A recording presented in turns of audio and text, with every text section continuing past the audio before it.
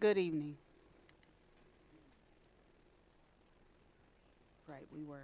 I'd like to call this meeting to order. Ms. Henry. Mr. Hikes, Present. Ms. I do Weiss, too. Here. Ms. Hubbard, Here. Ms. Fowl, Ms. Jones, Here. Mr. Davis, Present. Ms. Cousins. Yes. We have a quorum. Can we stand for the Pledge of Allegiance, please?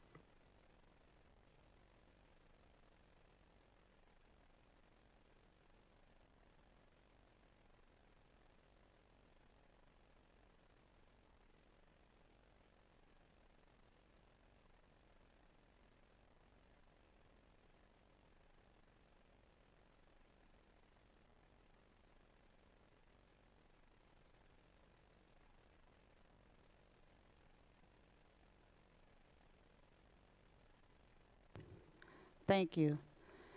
Educator of the Year Banquet. Last week we celebrated our incredible SLPS Educators of the Year. District educators, leaders, and families gathered at the, not that messed that all up. Palladium, thank you, on May 7th to recognize the outstanding achievements of these dedicated individuals. Congratulations, Mr. Terrell Mobley, special education teacher from Vashon High School, our overall 2024 SLPS Educator of the Year, and to all our category winners announced in March. Is Mr. Terrell Mobley here? He's not, but we want to congratulate him.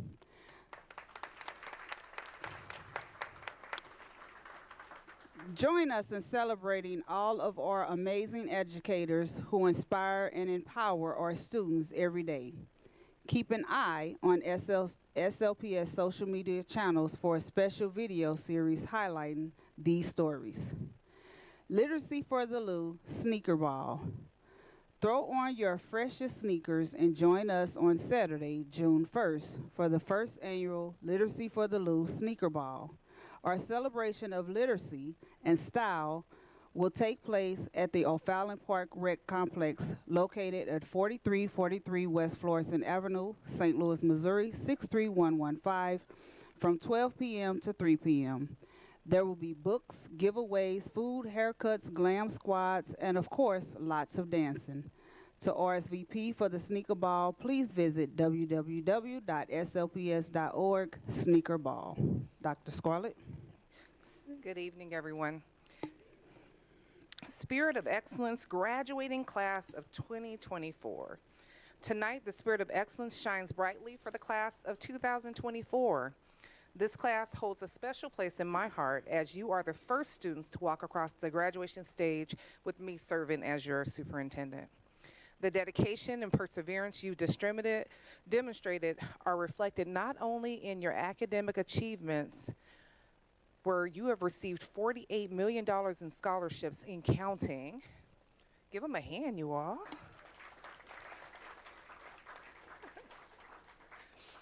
But also in your commitment to giving back to the communities that helped raise you through thousands of community service hours. Your accomplishments are many, but know that there are so many more ahead for you.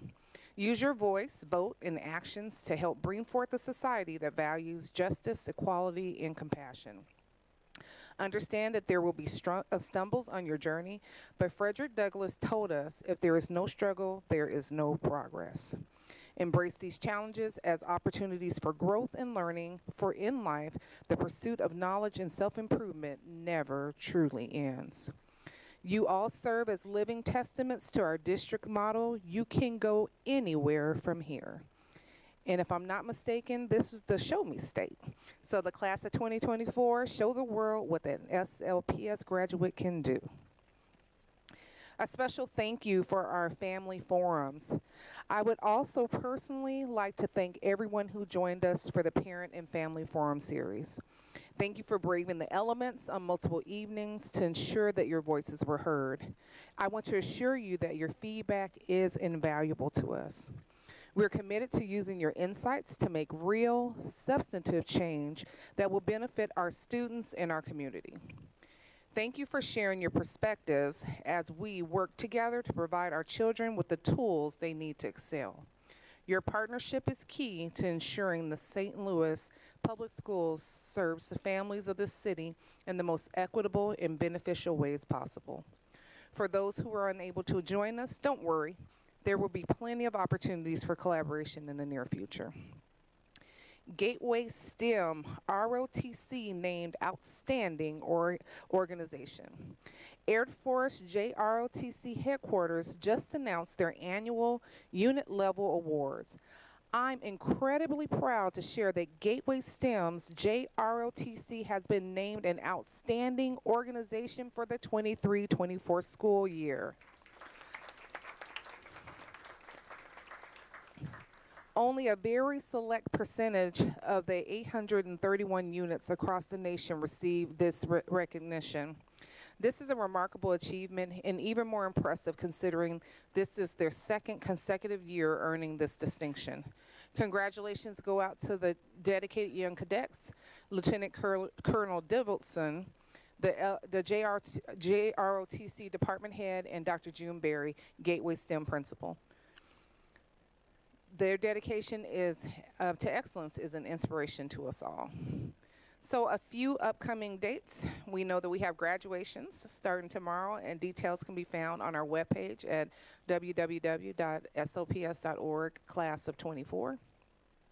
The last day of school for students, for all students, is Thursday, May 23rd. Again, the Literacy for the Loose Sneaker Ball is June 1st. And Camp SLPS starts June 3rd. Thank you. Okay. Next, we'll have presentations. And so I'd like to invite our partners from EduSolve to come up. And actually, I'm going to have Ms. So come up, Deputy Chief Fatimata So. She'll actually be doing the introduction.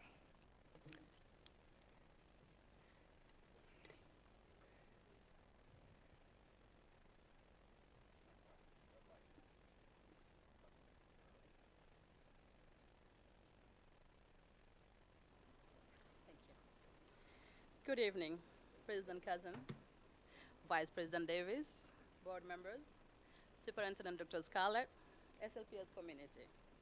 I am Fatima Tasso, Deputy Chief of Staff in the Office of the Superintendent for St. Louis Public Schools.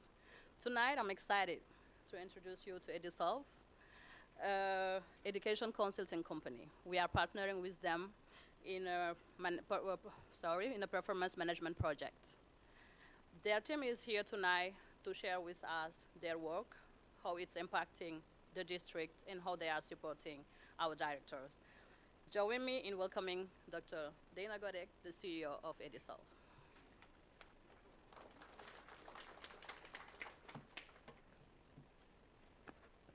Thank you for that kind introduction. It's always a pleasure to be here in St. Louis. My name is Dana Godek. I come from Florida, so I appreciate the invitation, so I'm escaping the heat. I did not bring the rain, and hoping that the weather clears up here soon. I'm the CEO of EduSolve. We are a national consulting firm. We work coast to coast. We have a current school district client portfolio of about 30 school districts. And in that work, our practice areas really focus on strategic planning, strategic management and execution, performance management, which we're going to talk about this evening, and culture building and leadership development pipelines. I'm joined with one of my collaborators, Mr. Michael Moore, who is a retired superintendent and national consultant in his own right. Michael, do you want to introduce yourself quickly? Okay, say hi. Hi, thanks for having us tonight. So I'm Michael Moore. I'm a leadership and development consultant. Been doing it for 20 years. Before that, for 30 years, I was a practitioner. So I was a high school principal and superintendent of schools, all of that in New England. I work with directors and above, which is what this project is also about, to improve their capacity to get work done in school systems. So I only work in large urban systems, and I only work with directors and above. Thank you. I think we have a deck, too, queued up for this evening. Yes? Great, thanks for that. And this is my clicker? You're the best, thank you. So, as I said, we're here to work with St. Louis Public Schools on Performance Management Inclusive Committee. right? And the whole purpose of this is to take something that we normally or have traditionally done with other school districts that's more top-down, a top-down energy, and we call it performance management oversight. What we learned from St. Louis Public Schools is what's really important to this board, what's really important to this community, comes from your education blueprint. When we read and studied your education blueprint, we customized our approach in partnership with this community, with this school district, around directors, right? The really strong leadership energy that directors in this school system have. And honoring that blueprint, we've included them in the process of performance management. We define performance management as really building a culture and a skill to execute our strategies, right? And think about that in terms of doing it in a way that's very measurable and aligned, right? So we can talk about strategies all day long, but this is the show me state. We have to be able to show one another how our key performance indicators are really aligned and what direction they're pulling toward. So our challenge here in St. Louis was really to think about how we could install a performance management framework that honors the education blueprint and lifts up that energy from directors and includes them in the process of really executing against those key priorities. So as I mentioned, we're calling this PMIC. And in this work, we've been able to meet with directors one-on-one, meet with them through a series of workshops, and really create that connective tissue, build up that muscle, if you will, to execute against our key strategies. I'm going to turn it over to Michael, who's going to talk about some of those approaches, and then we'll share some impact and outcomes with you. Okay, Michael? You advance my slide? Thank you. You are very fortunate to have awesome directors. You have 17 folks who are doing day-to-day work in the system, reporting up to chiefs and folks on extended cabinet. They are the worker bees, if you will, of any school system, and you're very fortunate to have them. We're going to have one come up in a few minutes and talk a little bit about this. But the way this project has gone is, back in February, I think, we met with extended cabinet, which included the directors and all the cabinet members. And then we have been doing one-on-one coaching and support for all the directors. The way that that has worked is that we've connected the key initiatives and priorities that you have in your work as the governor's body here to specific projects. The big one, of course, is Literacy for the Lou, which we heard about earlier. That's the one that we've been focused the most on. The directors have identified in their own work a wildly important goal. That's the jargon. That's something that's worth spending significant time on. So they can carve out time, schedule time to do that. Once they have that, they're identifying a target, a lagging measure, something that they know that they've accomplished. We're going to share a couple of those in a minute, all right? And then leading measures that show that they're making progress toward that target. This is just classic strategic planning, project management. You get the idea, right? We've been coaching them. We've been supporting them. We've had 2 workshops, one in February and one more recently, where executive cabinets come together, directors have come together. We have put systems in place where directors can roll their work up to cabinet and get feedback on that work so that it's coming back down into the system for day-to-day work. We have begun to do a playbook that will have some St. Louis specific tools for this work. Change management, project management, best practice tools. It'll be awesome for you because it will be installed and you'll be able to use it going forward. And also the directors will have learned a lot of skills that as they climb through the system into chief roles, that they will be able to apply those skills and how to get work done. So that's been our approach. The one thing I didn't say that I want to always say is that we don't have any particular way of doing something. So we come into a district like St. Louis and we really try to figure out like what means something to St. Louis. So you saw the swap out of oversight for inclusion because clearly that was important to you. So we have a process we take folks through, but at the end the playbook will be a St. Louis playbook. The work that gets done will be a St. Louis series of work. And with that, I think we're going to ask Dr. Henning to come up. You ready to do that? Yeah, Yep. thanks. While Dr. Henning's coming up, I'm going to share just a little bit about impact of this work so far. And this is really the key. So the structure is working. And our evidence of how it's working is we're honoring Dr. Scarlett's direction of us, which is when I think about literacy for the Lou, I want to know on demand by director what is happening. Like, what are those key targets? What are we pulling toward? If you look at these samples we have up here of what we call a scorecard, the y-axis shows you some bar graphs, right? Along the x, you see, like, for example, the HR example, how many certified teachers are teaching in 3rd grade. That's a powerful indicator. If we don't have people that really understand pedagogy and their craft and can demonstrate it, how are we going to move the needle in literacy? So HR has organized this scorecard that's aligned to literacy for the Lou, and then they have some leading measures that tell them where they are month to month in a point-in-time capture. So all of that good information and energy is flowing upward. So I just want to emphasize that part. The structure is working, right? The managers are really leading from, or the directors are really managing from the middle, leading upward. And we want to honor and applaud that because there's a lot of really strong leaders in St. Louis Public Schools at that director level, and they're getting it done, right? So they have, each of them have a literacy for the Lou aligned goal, and each of them have at least one other key initiative from your 5. And my evidence of that is a testimonial from Dr. Hemming on the academic side. Dr. Hemming? Come on up. Thank you. Good evening, everybody.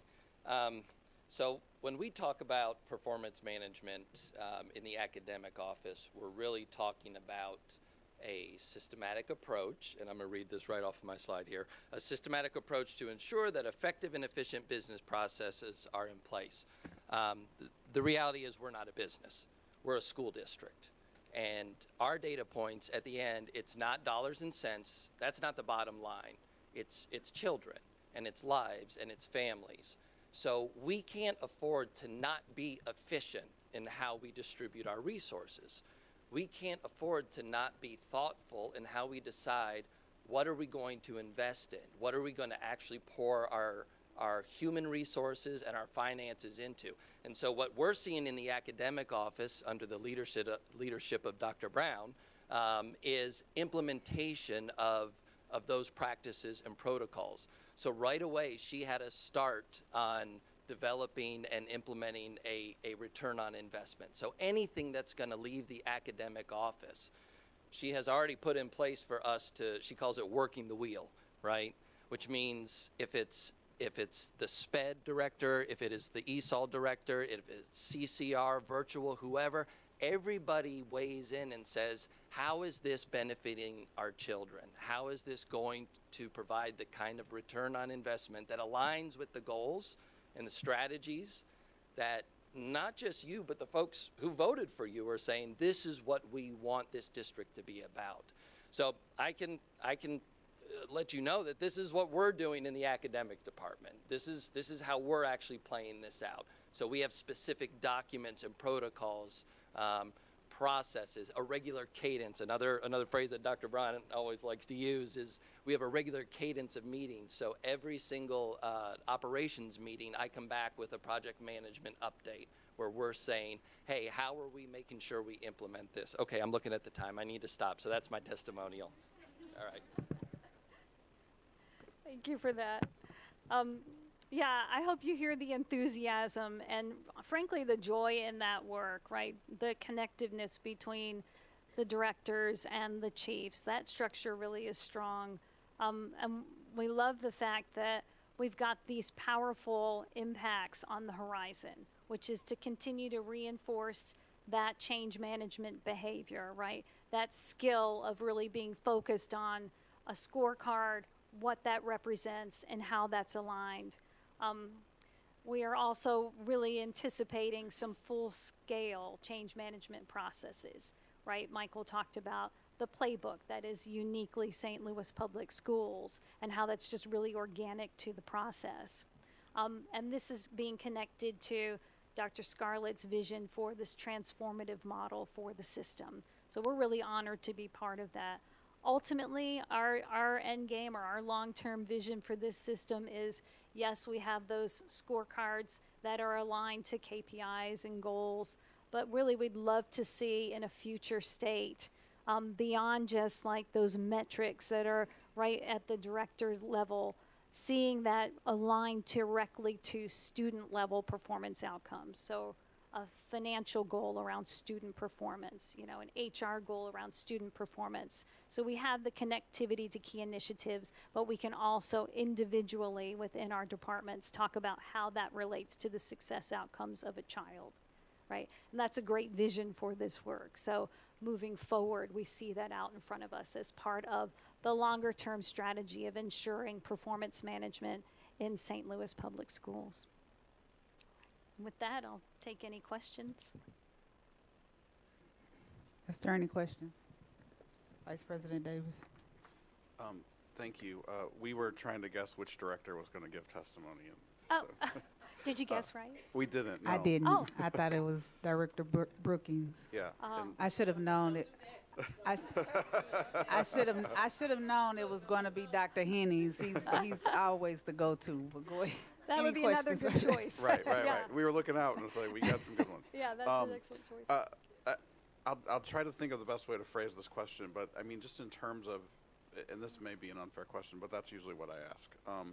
So, in terms of sort of your assessment of where we were in terms of the organization and the sort of system in place, I mean, could you just sort of give us a summary of what you found when you first got here? Yeah, that's a great place to dial in. Thank you for that. So I think what we found is directors are pretty astute here, right? They know their metrics. What was missing in comparison to other districts that we work with is really that strategic connection to the key initiatives and a way to express those KPIs as WIGs. We call it like billboard style, right? You're driving down I-64 and you pass a billboard, I don't know, maybe a sign for Coca-Cola. You know what that's all about. But the amount of time it takes for you to read it is 0.5 seconds. That's how long it takes the human eye to process a billboard.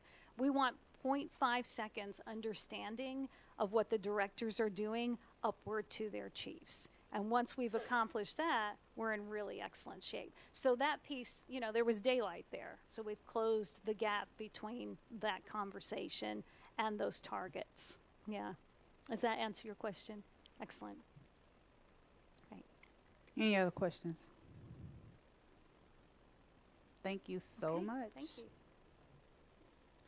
I just wanted to maybe just add a little bit onto that because what Dr. Godek said was talked about directors having key connections to initiatives or having connections to key initiatives. A superintendent's cabinet is what draws those key connections for that. So we've really been working on that. And when we think about Literacy for the Lou as our flagship initiative, the ask for EduSolve was how do we make Literacy for the Lou a best-in-class initiative? We sat at the table with a bunch of leaders in the organization and our partners from Scholastic, and I asked a question, what is an initiative that is happening right now in St. Louis Public Schools? And no one could name an initiative. So they're helping us to build a best-in-class initiative. And so I'm really excited about this opportunity. And I just keep saying that you can't heal what you hide.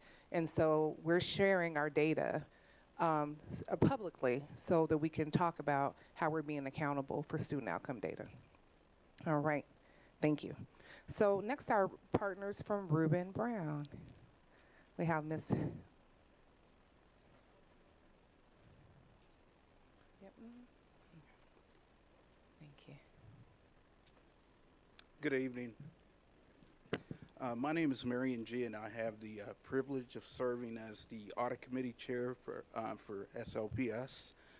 The Audit Committee met on April the 23rd to discuss your FY 2023 Audit and Compliance Report with representatives from Reuben Brown, who I will introduce shortly, district staff from Finance, President Cousins, and Dr. Scarlett. On behalf of the committee, I would like to thank the team from Reuben Brown, which was led by Ms. Renita Duncan, who's here to my left, and Ms. Alicia Barnum for the work that they did on the audit. The committee would also like to express its appreciation to Ms. Angie Banks and the finance staff that she oversees for their work as well. As Ms. Duncan will inform you in just a moment, the district did receive an unmodified audit opinion, which is a clean audit opinion. It used to be called non-qualified opinion, but I'm glad they changed that term. But the district did receive the highest audit opinion that it could. The auditors did issue some recommendations that were discussed with the district staff, and the district staff also issued responses to those recommendations. So I'd like to turn it over to Ms. Duncan to give you an overview of the audit. Thank you. Thank you, Marion. Good evening. My name is Renita Duncan. I'm an audit partner with Reuben Brown, and with me is Alicia Barnum. We're going to spend a little bit of time talking about the past. While we are also looking forward to the future and working with public schools, you've charged us with looking at the accounting records and looking into the past. So we're here to report to you on a couple of things related to fiscal year 23. So as you might notice, normally we are here and we're talking to you in December, and today we're talking to you a little bit later than normal. So as Marion mentioned, we've been in constant talks throughout the last 6 to 9 months with the district management as well as the audit committee about some of the challenges related to the audit process as a result of retirements in the finance department, as well as some challenges related to attracting and retaining talent. So as a result of that, the audit process was delayed, and there were some challenges that were worked through, and there was lots of work done on both sides to get us here to this point today. So Alicia and I are not going to go through the details of the reports because, you know, we're almost to the end of fiscal year 24, and the audit committee and the board has had all of those reports. We will entertain any questions, but there are a couple of things that we want to make sure that you understand related to the reports. So we did meet with the audit committee in March, and that was a critical point because we were at a point where we needed to help the district make sure that they completed their reports by March 31st, and really it was March 29th. That was a federal deadline, and that's really important, right, because you want to make sure that you meet the federal deadline so that there is no stoppage in the federal funding that is so critical. So we talked in March, and then we talked again in April. All of our reports we ultimately issued were clean, unmodified reports, and they were all issued on March 28th, and they were submitted to the federal government on March 29th. So that met the federal deadline. In addition to that, there was an extension requested by the district from DESE and an extension requested from EMA, which is the municipal authority. So all three of those benefactors, if you will, are looking at the reports, and they're requesting the reports by a certain date. So the reports were given to all three of those authorities by March 29th, okay, those clean opinions. We did, as Marion mentioned, we issued 3 comments, 3 internal control comments that really stemmed from and related to the delays in the audit process, and then ultimately the audit adjustments that were booked to the accounting records. The first one relates to the fact that we've asked the district, as you work through this process improvement journey that you're going through, that you look at the composition and the makeup and the talent within the finance departments, because it's really critical and key that you have the right talent to make sure that the records are accurate. So that was one thing that we talked about with the district. Related to that was also looking at certain key procedures. So how you close down the books at the end of the month, how you close down the books at the end of the year, in a way that's of highest quality, right? So when the auditors come in, you have an efficient audit process, and there's not a lot of back and forth because the timeline is very tight to meet the normal December 31st deadline. The second thing that we talked about were which areas should we focus on, right? So if we're going to focus on a couple of areas, which do we feel as your auditors are high priority or most critical? And those areas actually relate to areas that have a lot of different departments contributing information. So for example, capital assets and real estate, where you have accounting coming together with the real estate department and sharing information that's critical to making sure that the financial records are correct. Another example would be grant revenue, how you record grant revenue, how you report it to DESE, how you report it to the federal government is critical. And then the third related to debt. So debt issuance, debt payments, how you account for monies that are sitting in treasury and sitting in investments to be spent later. So those were the three areas that we said you really need to focus on those, your process and procedures related to those areas. Okay, so those are the things that we've been talking with the district. Dr. Scarlett and her cabinet were joining the monthly meeting, talking through those things, and just being a resource over the next couple of months. There are a couple of things that Alicia's going to speak on, and then we'll entertain any questions. Thank you, Renita. So in addition to the financial statement audit, we also complete a compliance audit, also known as a single audit. So essentially, this is auditing the spending of federal funds. So within this, what drives all of this is what's called a CFA, a Schedule of Expenditures of Federal Awards.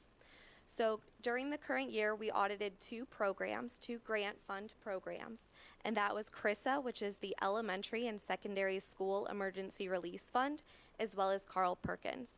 So for the CFA, which is about $142 million, those two programs make up $87 million of it. Most of the additional funding that's been received by the public schools does relate to COVID funding. We know that technically COVID is not a thing of the past, but all of the funding has been issued in previous years.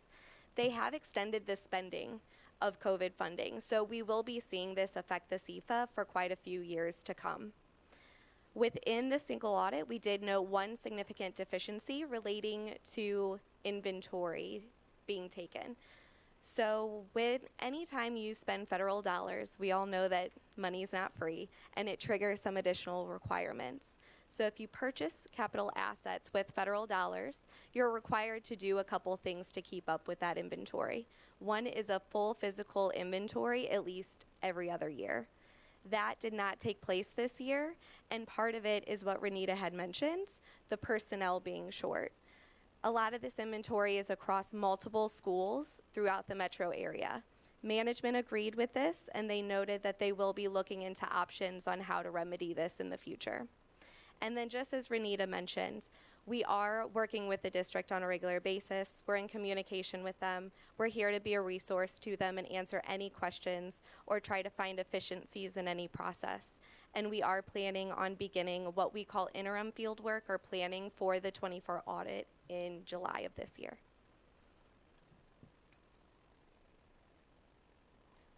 Do you have any questions for us? Vice President Davis. I just, first of all, I want to thank both you, Ms. Duncan and Ms. Barnum. I know this was a tough, challenging year. We were a tough, challenging client this year with deadlines based on the personnel issues. I don't know if a lot of people know that our school district is different than any other school district and that the mayor actually appoints our independent auditor firm, so there's an extra level of even independence. And how long has Reuben Brown been in this work, and how long have you been in this work? With the district? Yes. Decades, but we've had different teams involved. Right. I've served as the partner just for about 3 years now. Well, I just noticed that one, the knowledge, the institutional knowledge that you have of the complexities of the district is amazing and very valuable, but also the fact that it shows that you are dedicated to this and to go above and beyond. And again, even when we present challenges that make your job harder, I found that you're very tough but fair, and also very encouraging in the fact that you're going above and beyond to make sure that your support to remedy those issues is just, I think, very appreciative. And so I just want to say on behalf of hopefully the board that we thank you for that work. And I also want to recognize, sorry, I don't have questions. I'm just very appreciative of everything that you've done. I also want to recognize Mr. G, because he is a volunteer as the head of the audit committee, which is just, again, another layer separate from the board to provide a little independence looking at this. And his stewardship of that committee, again, very tough but fair, conscientious, and we really value his volunteer expertise leading that audit committee as well. So thank you all very much. Yeah, thank you for your comments. We appreciate the partnership. The success of the district is important to our city, and it's important to our geographic area, so we take it seriously as well. Board Member Hubbard. Okay, I know in my head what capital assets in full physical inventory means, but could you like explain it for a fourth grader? Sure. So when we talk about capital assets and the records related to capital assets, that's land owned by the district, buildings owned by the district, and essentially heavy equipment and furniture within those buildings. And the accounting just states that you have to keep track of it, and when you're done with it or you remodel it, you have to show that that's happened. And with the number of school closures over the last decade or so, the records have just gotten to a point where they're very voluminous, very old, if you will, and a lot of employees that retired from the district after many, many years of service, you know, they left with that knowledge a lot of times. So that's what we're talking about with the capital asset records. And then your other question, about physical inventory. So in particular, as it relates to funds that you use to purchase those capital assets. So if you take a federal grant like CRISA and you buy furniture and equipment, you have to tag that and say that this is what we bought with the federal funds, because at any given point, the federal government can come back to you and say, show us what you bought, where is it? So that's what that is. Any other questions? I do have a question. I'm hearing and I do know, and I like what Vice President Davis is saying, but I want to acknowledge Chief Banks and her staff, because I know she continues to struggle as well in trying to accommodate you all with the audit, because it's a team effort with her getting you what you need, her staff getting you what you need. And I know just what you're saying, the history of the staff that she have, the challenge in trying to maintain the staff and them having the history of the information that's being provided. Hopefully in just the beginning of what you've seen in the presentation that we had before you, and the direction that you see the district is trying to go and the vision that Dr. Scarlett is having, I will hope when you all come back next year to start working on the what year is this? I'm so confused. The 24, the 24 audit, that you will see some level of change, that we won't, you know, kind of be stuck in that same challenging factor as to where we are now. Yes. For the 2023 year. Hopefully the 24 year will be a little different than what we were dealing with. Absolutely, and that's what we're working towards as well. You make a good point. You know, we've issued unmodified opinions, clean opinions. In addition to that, even though the timeline was off and the audits, you know, we needed to request deadline extensions from Emma and Desi, we haven't reported any difficulties with management, meaning we didn't have any pushback from management. Everyone's doing the best they can with what they have to get it done. So I think that's an important clarification to make. Thank you so much. Thank you. Just for the board and public, we have listed SMJ Communications. You all do have a deck there. There was a bit of miscommunication. We have a very good deck, and that it's even clickable when you look at it electronically. But there was somehow some miscommunication about them actually being here to present the deck. And so we will clarify that and come back to that again. So next I'll call up for our operations update, and I imagine that Chief Square Watson will come up first.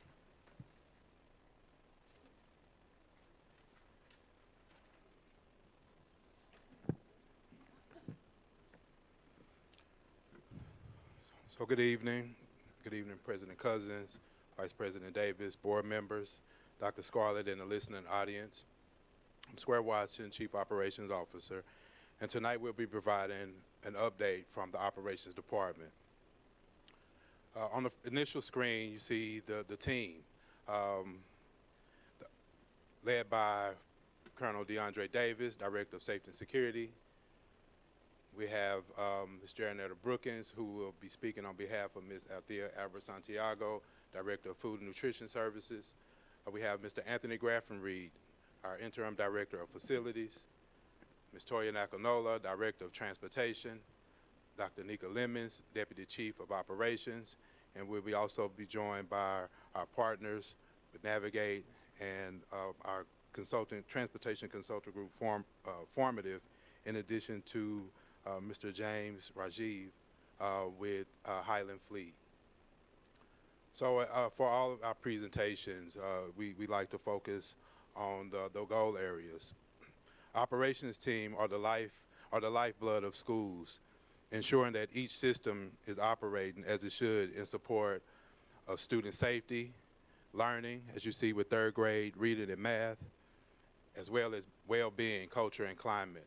In addition to college and career readiness, there was just a function just last week with Ashland where myself and Navigate attended just to talk to the scholars around careers and opportunities in construction. These 4 goal areas are the keys to student success. In addition to the strategic values, I like to consider operations as that through line. Again, we support not only just the education, but through partnerships and innovation throughout the district.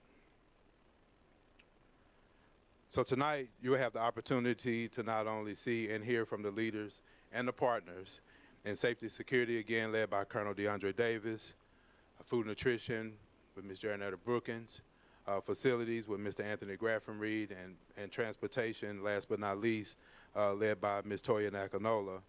But this presentation is framed so that you will be able to hear from each of the department stakeholders, what has happened over the course of this past year, and what you expect in the upcoming months or in the upcoming school year. We would ask, just for the sake of time, because this will likely be a lengthy presentation, and given the amount of information that you will have, that we save all questions towards the end, unless there's something burning inside that you want to ask. But we'll see, as you see the transition slides from each of the divisions, it'll be an opportunity, if you so choose, to ask any questions. So we'll start our presentation with safety and security. Safety is one of our highest priorities across the board throughout the department. We begin with safety and security led by Colonel DeAndre Davis, again, just to provide safety initiatives and updates around our safety and securing our buildings, and providing you again with opportunities where we can grow and where we look to grow in this department. Thank you, Mr. Watson. To the board, Dr. Scarlett, listening audience, all of you who are in attendance today. As he said, my name is DeAndre Davis, Director of Safety and Security. Today I'll try to update you around some of the things that we're engaged in, some initiatives that we have completed, and some things that we're building upon to ensure that we are hearing voices collectively around our stakeholders, our students and our staff, and our parents. So we'll jump right into it. One of the things we decided to do in this upcoming year was to make sure we established voices in the room. We wanted to make sure that every person had an opportunity to kind of weigh in on what they thought security was, what it should be, and what it should look like. And some of our established groups were the Superintendent Students Advisory Board. We met with them. We also met with members of the PAC, the Principals Leadership Institute. We did that during the summer, and some local 420. It was important for us to engage these groups, to make sure that we were hearing all the people in the room in terms of how we wanted to make sure or see how our safety was happening across our district. We also made sure we had some meetings with our resources and our partners being the juvenile unit of the St. Louis Metropolitan Police Department. Also, our family forums. We took some opportunities during those family forums to kind of engage parents, to kind of engage what are some things that they wanted to see. This was an opportunity for us to kind of hear some people who we did not get an opportunity to hear from in terms of either the PAC meetings or some of the parental meetings. Our street law meetings, which was held by headed by Dr. Boyd Shade and myself, these were some meetings where we met with outside resources to see what kind of things that they had in play to kind of support what we were trying to do in the district in terms of how we see our students, how we can deter some negative behavior, and how we wanted to put them on paths that would lead to college and career readiness. Again, for culture and climate, for me, what we do is student well-being and try our best to make sure that we're focused in on that. Another focus was family mediations. Those were things that we did that had the autonomy from principals. I'll give you an example of what that looks like. Principals would have issues inside of the building, whether it happened inside of the building or in the community. At that time, they would meet with those families off-site. They would meet at our location where families would have an opportunity to dialogue, to see what the issues were.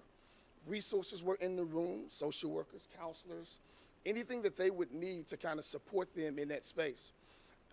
We did that, and with success, principals used that platform to kind of stop some things that were happening in their building. And for us, we saw that as a plus. We also were able to get some feedback from families in terms of what they were looking for. So with all of that said, we established our groups, we had our conversations. Now it was time for us to start doing some things that from what we were hearing. And our community engagement, we wanted to refocus our approach. And the reason, and what we wanted to do was to make sure parents and staff and community understood exactly what we were doing, how we were handling our schedules in terms of what we were doing with our emergency operation drills. In order to do those things, we wanted to make sure that we were intentional around modifying the drills. We wanted to, and we modified those drills to make sure we were trauma-informed around our practices in terms of the drills. We wanted to make sure that people, that the kids, the students, the parents, and the faculty were comfortable coming back into a space where we had to drill. And these were some of our conversations that we had. What else did we do? Security system upgrades. Parents talked about what the metal detectors look like. How can we be a little bit more less intrusive?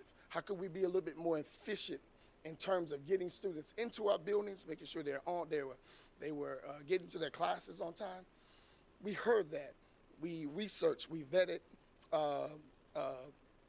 devices, and one of the devices we brought into the district was our open gate metal detectors. They do exactly what we were looking for. Our OmniGo writing, reporting agents software helped us create where we needed to, helped us to assess where we needed to put our resources. We did that through incidents, calls for service, and location of schools. I'll talk about the anti-intrusion film, but before I do that, I want to talk about 911 RTA, because both them and OmniGo were what we used to select schools who would get that intrusion film. We used 911 RTA, which is a free platform from Regis that allowed us the opportunity for calls for service, crime stats, to be able to see what's happening in and around our schools, so we're better prepared to place resources at our schools. This is how schools were selected to receive the anti-intrusion film on their windows, on their sites. And to date, our phase one of that project is totally complete. We are looking forward to pulling out our other schools and allowing for phase two to begin. Our presentations and training, we heard what they said. People talked, students, parents, they talked to us about customer service, how we need to be in that kind of space. So our threat assessment for us was one of the key places where we wanted to begin our touching and feeling our pulse in that space. And we did that through the Type 1 office to kind of help decrease discipline within our schools. We use a threat assessment model to kind of take incidents, look at them, vet them out, to ensure that we were supporting young people and keeping them in the building with restorative practices. Our CPI, to recognize students who were in crisis. Alice was our intruder platform, and then continuing to support our trauma-informed strategies around what we need to do. And lastly is a initiative that we took part in that fentanyl has really taken its toll on our city. Most of our schools are in some of those spaces where fentanyl is prevalent, and I thought it was prudent upon us to have some type of training around how to identify it, how to make sure we understand when people are suffering from it, and to how to administer it. So our training also surrounded that type of aspect in terms of what we wanted to do and how we wanted to see our security team be engaged with the community. So what do we do? How do we let people know about what we're doing? The goal was to improve our communications. Our emergency drills, parents wanted to know, when were they? When do we have them? How often do we have them? That was something that was in the schools, that was autonomies. The autonomy stayed with our building leaders. But we're going to create a schedule that outlines, that will be given to the buildings, that will be given to parents to show them exactly what drills ought to be done for that year, when they ought to be done, and how we can assist and help them quarterly and do that. Twofold for me. It shows transparency, and it also allows us the opportunity to have schools be compliant with the state mandates of what we need to do. And we don't have schools waiting until late May to rush and do drills. We want them to be efficient, we want them to be effective, and we want them the drills to be done without just checking the box. We want them to be live drills. Communicate the safe strategies plan. We want to do that digitally, do our bulletins, websites, whatever it takes to make sure we're as transparent as possible. Some of our collaborations that I'm looking forward to is a program when I was with the police department called the GREAT Program. It's a collaboration with St. Louis Metropolitan Police Department. The FBI is on board. They're going to do a two-day training with us in August to kind of collaborate, to show us some of the resources and some of the strategies that we can be doing across the district. That collaboration I'm looking forward to. Technology is always ongoing. Our key point indicators, we follow those strategies and the models of the Council of Great City Schools. There's a coordinators assessment group that's inside of St. Louis, so we try our best to make sure we're doing industry standard best practices so that we can support our kids in the right way. Access control, phase 2 of our intrusion film. These are endeavors or initiatives that are in their planning stages that we want to make sure that we're activating and letting people know when it's going to happen, how it's going to happen. And as always, our district security system upgrades are constantly always going. Last but not least is our satellite site. This is an initiative that I think would benefit not only the students but the community. Beaumont High School sits central north city of our district. It gives us an opportunity, if we had a satellite site there, to have a presence on the north side of St. Louis. It allows us the opportunity to decrease our response times, and it would allow for us to be a presence in that neighborhood. So with that, I will give it back to Chief Watson. Thank you, Colonel Davis.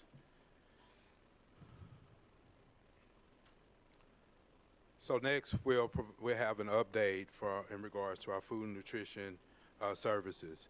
As we know that food, of course, is very important, not only for a healthy and balanced breakfast and lunch, but sometimes just food that tastes good, and as well as increased participation. So I'll now turn it over to Ms. Jaronetta Brookins to provide food and nutrition updates. Good evening, President Cousins, Vice President Mac Davis, esteemed board members, to our Superintendent, Dr. Scarlett, to my colleagues, invited guests.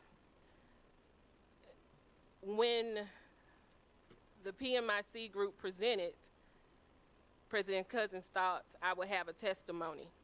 I'm giving you right now the grace to know that I probably will have one after I'm done, okay? I thank you guys so much. Again, I'm Jaronetta Brookins. I am the Interim Director for Operations for the district. I am presenting tonight Food and Nutrition Services on behalf of Ms. Althea Albert Santiago, the Director of Food and Nutrition Services. Where do we start? So we did something different this year.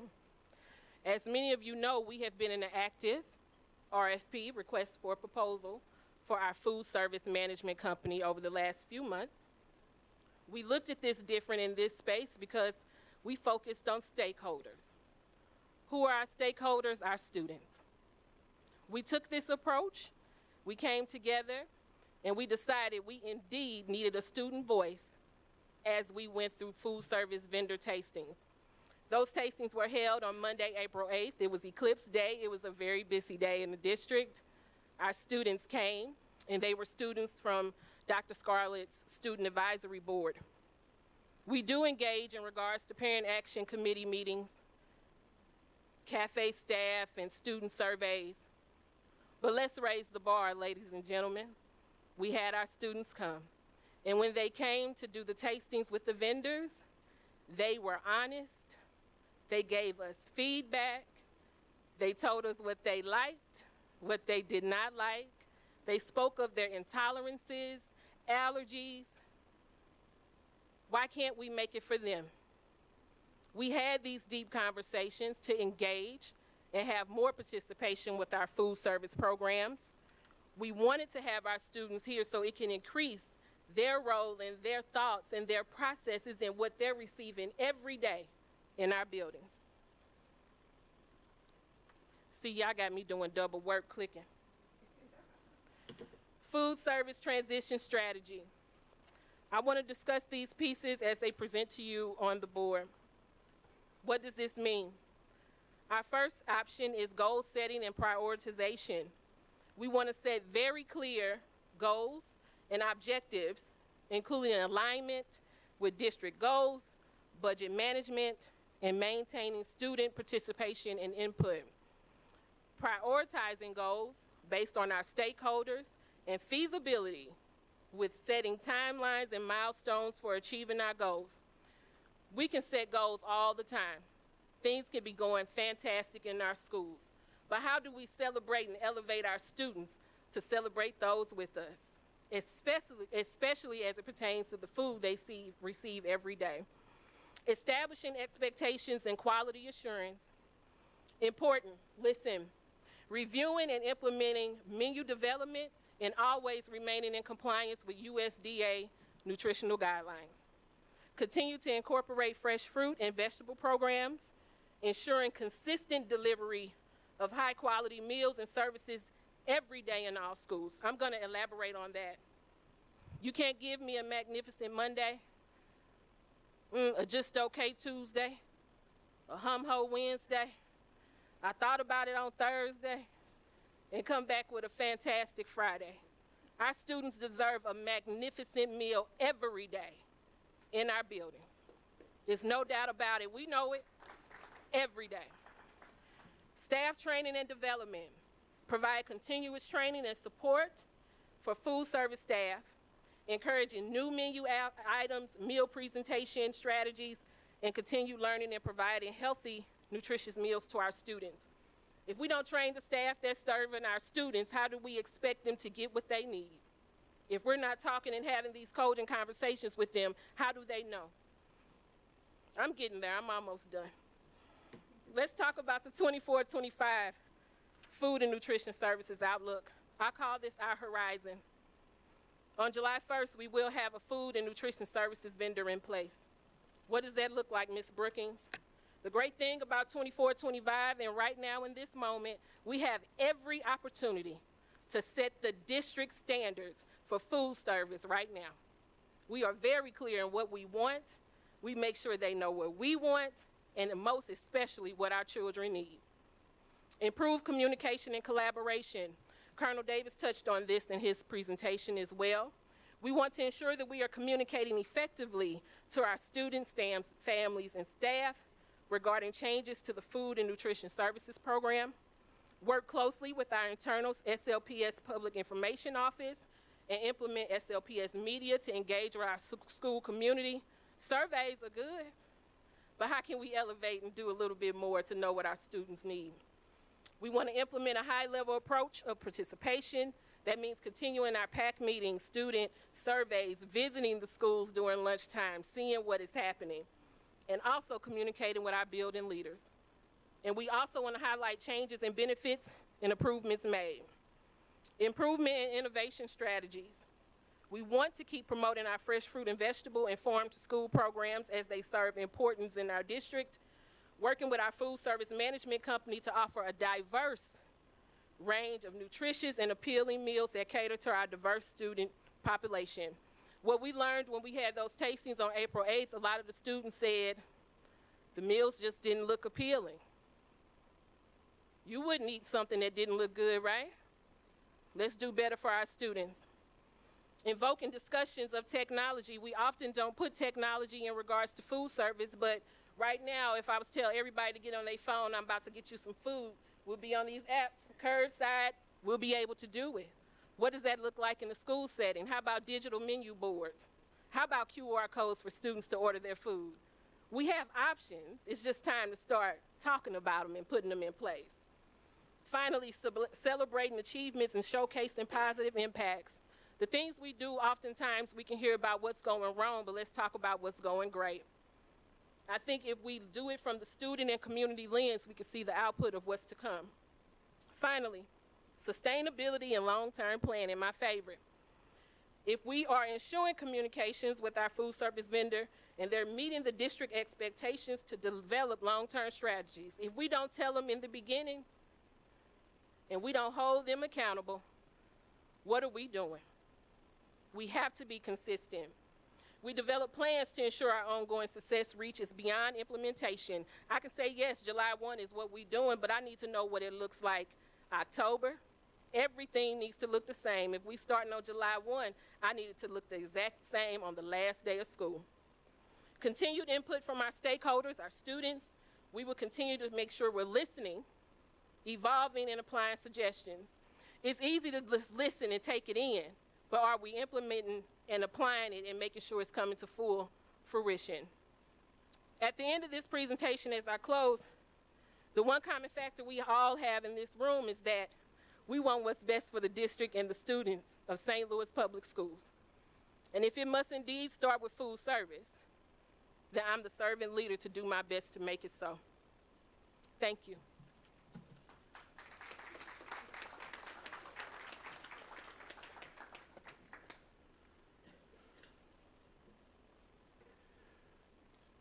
So next we'll have some updates from the facilities department, which is led by Mr. Anthony Graffenreid, Interim Director of Facilities. And for this portion of the presentation, we'll listen or we'll get an update from our construction management firm, Navigate, led by Mr. Chaz Jaquist, that will provide updates in as we're going to have a very productive and intensive summer with planning and scheduling. Mr. Jaquist.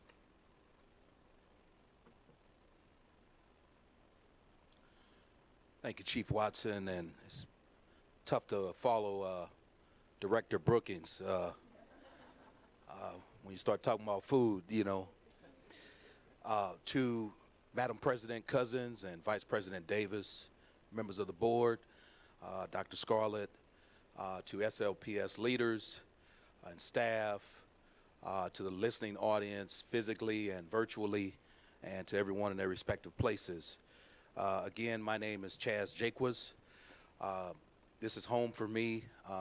It's a labor of love. I am a part of this district, so it's a pinch me moment every day I wake up to be able to come here and give back to the future Chazes and the future Chazettes here in this district. So you will hear me every time I get behind this podium and this microphone. You will always hear my lived experience. So this is really a great thing to know we're on the right side of history. So for those that may not be familiar with Navigate, just a quick elevator pitch. Navigate is a 7-year-old company formed by 2 individuals who were in the industry. We are a consulting firm. We're not a general contractor. We're not a design firm. We're a consulting firm that assists school districts, K-12 school districts, municipalities, public agencies. And so we are excited and delighted to say that SLPS is one of our clients, but more importantly, our family. So we come from a team of 40 specialists, myself, which is the primary point of contact for the district, and I always affectionately title my colleague as my right-hand man on my left-hand side, Ms. Jessica Vaughn in the back. But we are just tickled pink to be here.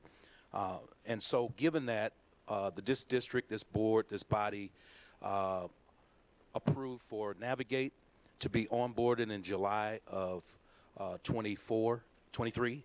I'm getting ahead of myself.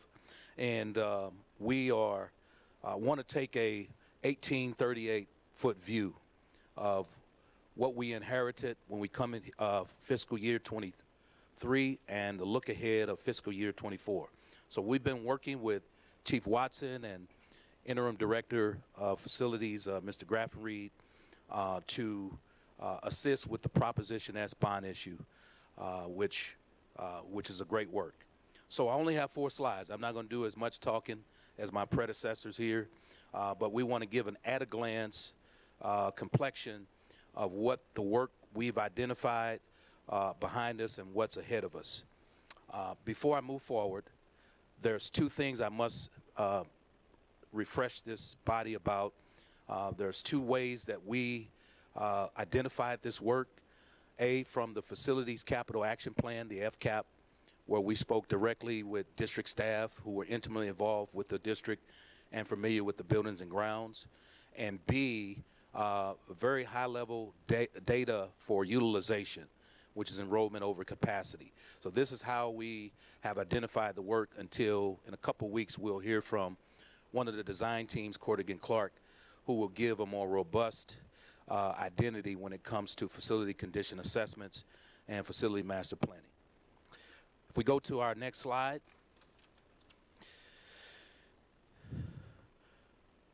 we have created a chart just to, again, show the district what has been completed, what is underway, what is remaining, and what's ahead in the summer. Just to give some context to these activities, when we first was onboarded, we understood that the district has 68 open schools, 11 administration buildings, and 27 decommissioned properties. Within the 68 schools, there's 40-plus elementary schools. There's 8 middle schools, there's 12 high schools, and there's 6 alternative schools.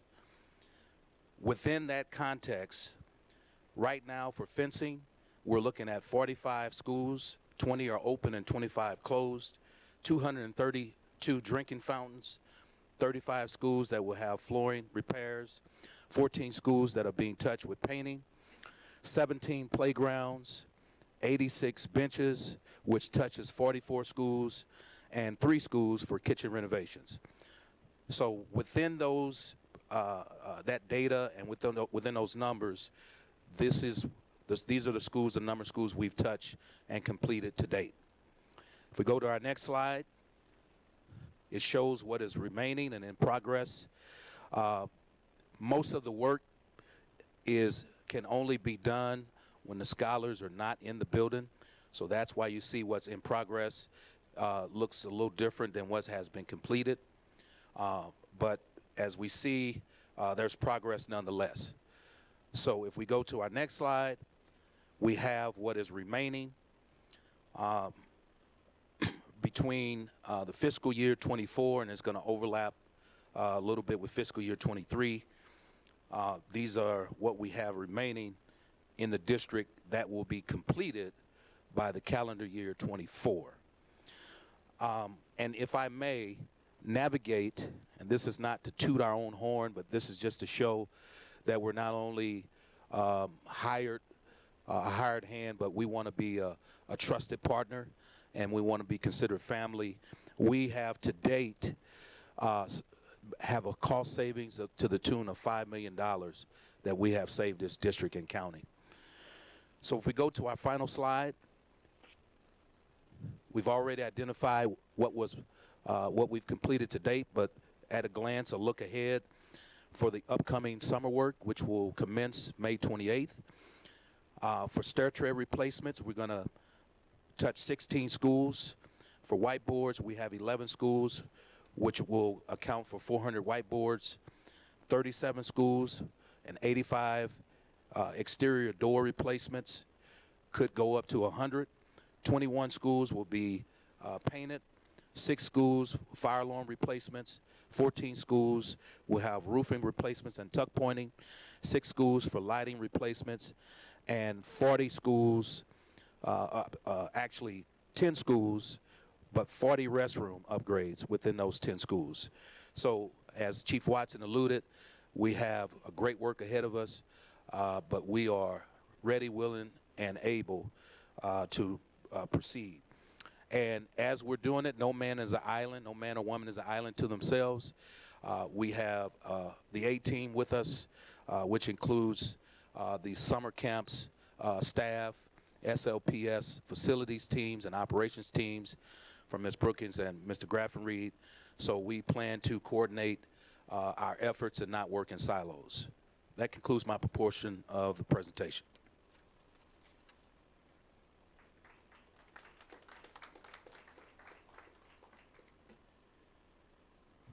So now, last but not least, we bring up our transportation.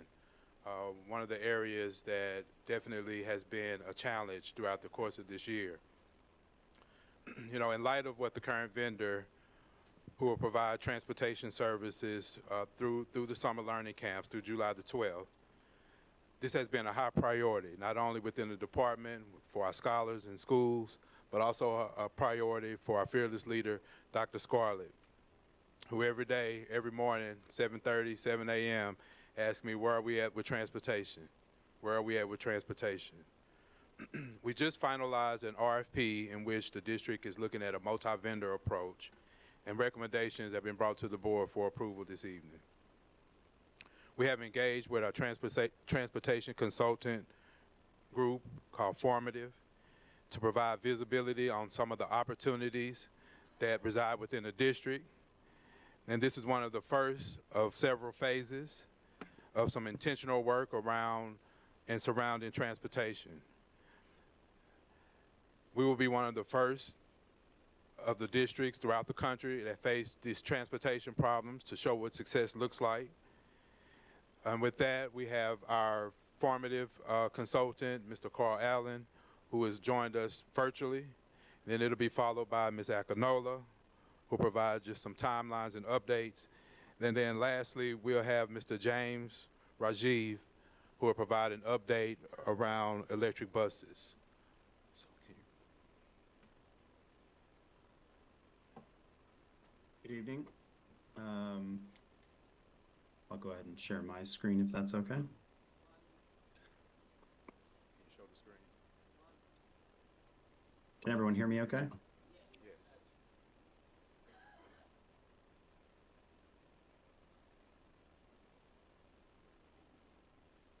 Apologies, are you able to hear me? Yes. Oh, good. Okay. My name is Carl Allen. I'm the founder and CEO of Formative Technologies. I'm in St. Paul, Minnesota, but Formative is a transportation strategy and management consultancy that has worked with a lot of large districts and state systems, including currently with Chicago Public Schools, Cincinnati Public Schools, also in recent years, Houston ISD, Indianapolis, large charter networks, and other large districts and state systems around the country. We have engaged with the district on, as Mr. Watson indicated, a multi-phased set of analyses, which first started with just validating the district's data. We've completed what we call the opportunity analysis, which is a real broad assessment of the current system to identify, both in the near term, but also not in the longer term, what are the biggest opportunities to achieve stability and coverage, cost savings, and where there are other opportunities from a system design standpoint to improve service reliability and safety. After this phase, we're going to be iterating now very rapidly with the team and with key stakeholders supporting engagement to best understand how far the district and the community is willing and wanting to go with respect to certain key redesign elements, and then to help model in a very detailed manner kind of a mix of different interventions that we could undertake in this coming year, and also some other long-term options. Then our group will be supporting the district team with implementing these solutions. So again, our goals with this phase of the project, what are the things we could do to immediately support stabilization of the current situation, expanding coverage, expanding options for families, and then of course long-term, and now we're thinking again, immediate support even through this school year with some of the ideas and solutions we've identified, what can be implemented plausibly in the next school year, and then beyond as well. Quickly, one of the first things that we do is just understand the kind of major policy, the policy landscape within the state of Missouri and within your board's adopted policies. And so just a couple of key elements here that come into play in our analysis. One is, who the district is required to provide transportation for. There is a state minimum that students living greater than 3.5 miles from the school must be provided transportation. Magnet school or gifted programs may receive transportation at the discretion of the superintendent. Bus passes may be used. 10-passenger vehicles may be used. Those are an option that can be an important part of the mix that some states do not allow. They are allowed in Missouri, and they've been used as part of the mix even this year.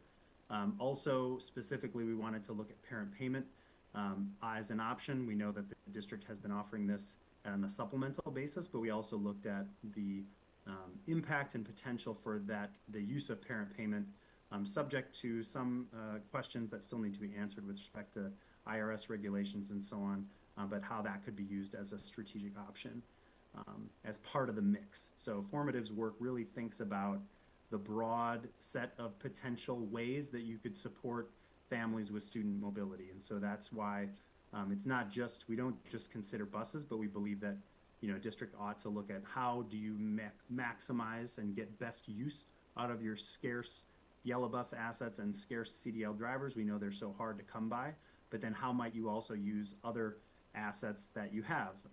You happen to have a public transit system that can be leveraged. How could we have more students walk? Are there other options like smaller vehicles? I mentioned the 10-passenger vans, parent payment. So the whole slew of options we analyzed. Describing your current system, what we found are, as you may know, you're transporting a large percentage of your enrolled students. Your average trip duration, median trip duration is 55 minutes. So a large fraction, a little more than half, are between 45 and 60 minutes. So that does impact what efficiencies are possible or how far we might want to space bell tiers.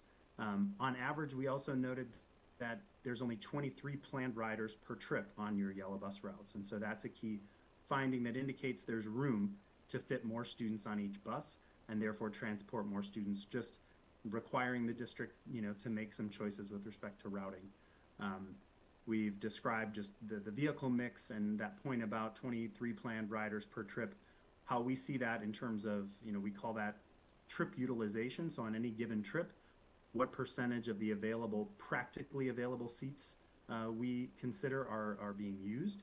And so that 23 planned riders per trip actually represents only 44% of available seats being planned to be used. And then that doesn't even consider the fact that not all students ride every day. There's normal absenteeism. And so there's a big opportunity there. We also note that the average vehicle and driver completes 5.34 trips per day. So in an idealized situation, in a 3-tiered bell system like the district has, the goal would be to get as close to 6 trips per day. That is 3 in the morning and 3 in the evening. And so some additional room there, and we'll talk about that when we get to the bell time analysis. When we think about the vehicle mix, the district has used this year as kind of a stopgap measure, but also for students with special needs, students experiencing homelessness, some smaller vehicles. But we've noted that even as planned, there's about 300 trips, or 25% of all the trips in your system have actually fewer than 9 assigned riders. And so that suggests that there's further opportunity after making most efficient use of your large yellow bus assets to use smaller vehicles strategically and a set of vendors that are available locally to transport students in an efficient manner.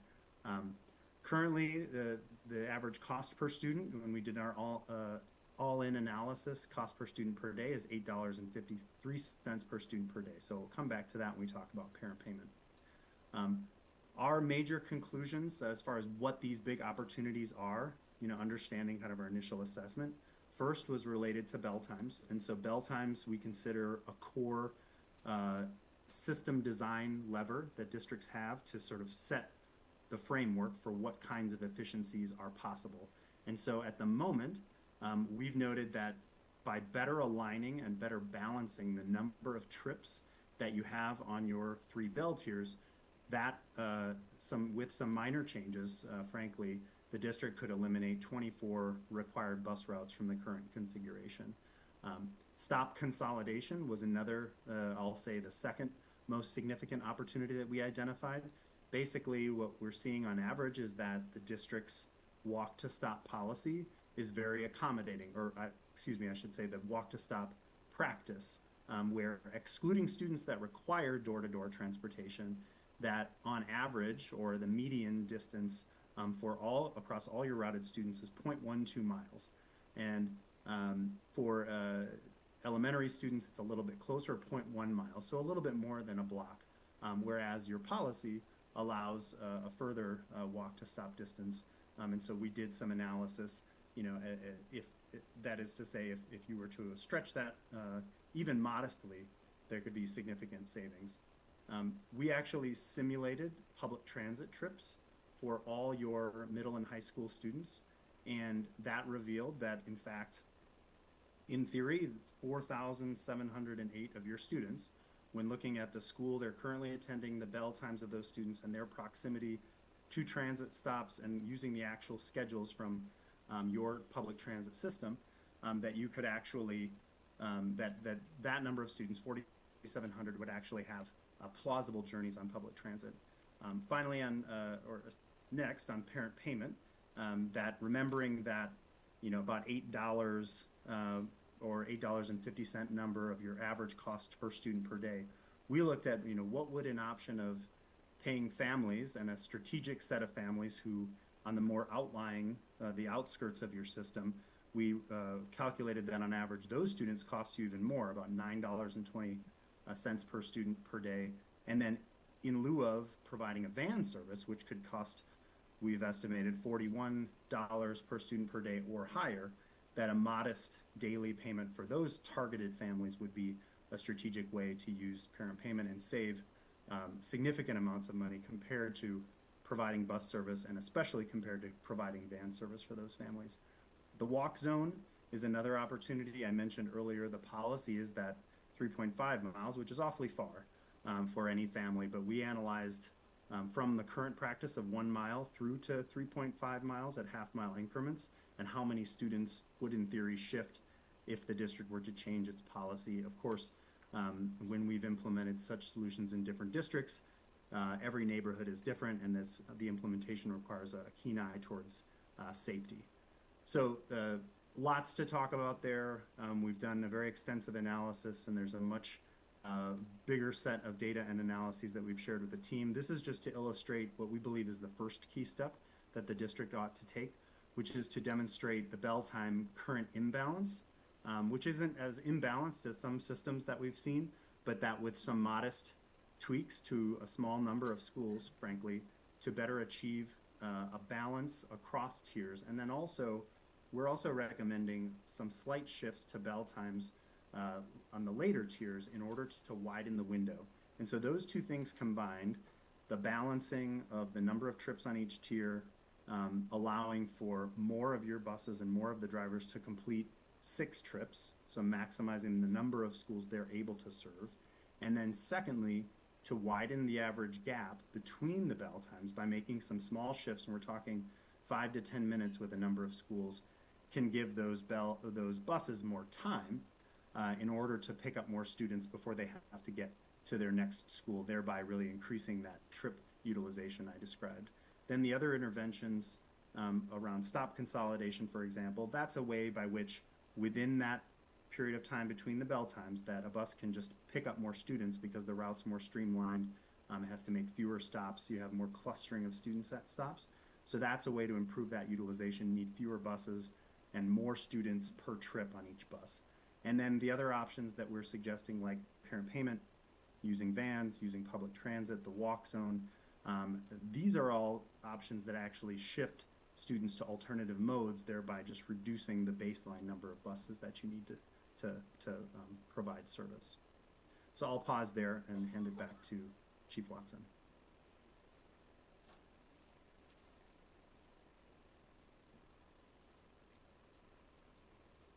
Thank you, Mr. Allen.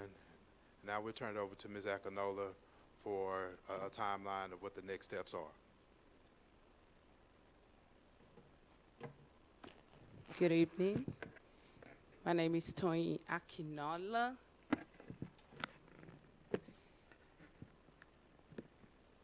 Good evening to everyone. My name is Tony Akinola. I just was informed that the board didn't have the presentation, and that was a lot of information, yes.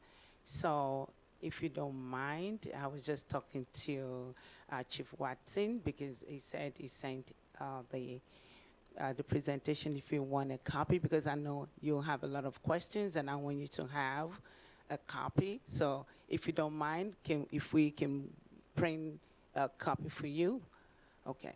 Can we do that? Thank you.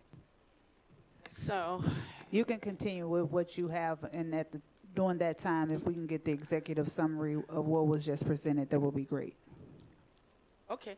Thank you. So I know Mr. Allen had given you a lot of information, but I just want to give you the timeline of where we are as to transportation.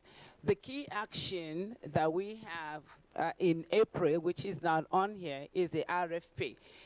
You all realize that the bus company just prematurely terminated the contract, so we had to have an emergency RFP, and we just concluded the evaluation process recently, and we're presenting it to the board. We're using a multi vendor. We had 19 submissions, and based on the submissions and the number of routes, we're looking into using almost all the 19 vendors. So for now, I just want to talk about the timeline. The green is just, the planned, all the completed activities that we have. The blue, it's in progress, and the yellow, if you can, or orange, or whatever color that is what we planned. So May 15, I put that in green because we're finishing summer school tomorrow, and the letters will be distributed to the schools on Monday, because the drivers are picking the routes on the 16th and 17th. We want them to do the dry runs, come back to us, and so that we can make changes before we start disseminating the routes. And we do send out the routes we go, the letters and manifests we go to the students' regular schools, and then we send digital letters via emails to the parents. You would realize that this May we started the initiative of the check check hub compensatory for our parents. And I just want, it's not even part of this presentation, but I just want to mention, because I've been receiving a lot of text messages and emails from parents, because it's a little bit confusing to the parents. So let me take this opportunity to clear it.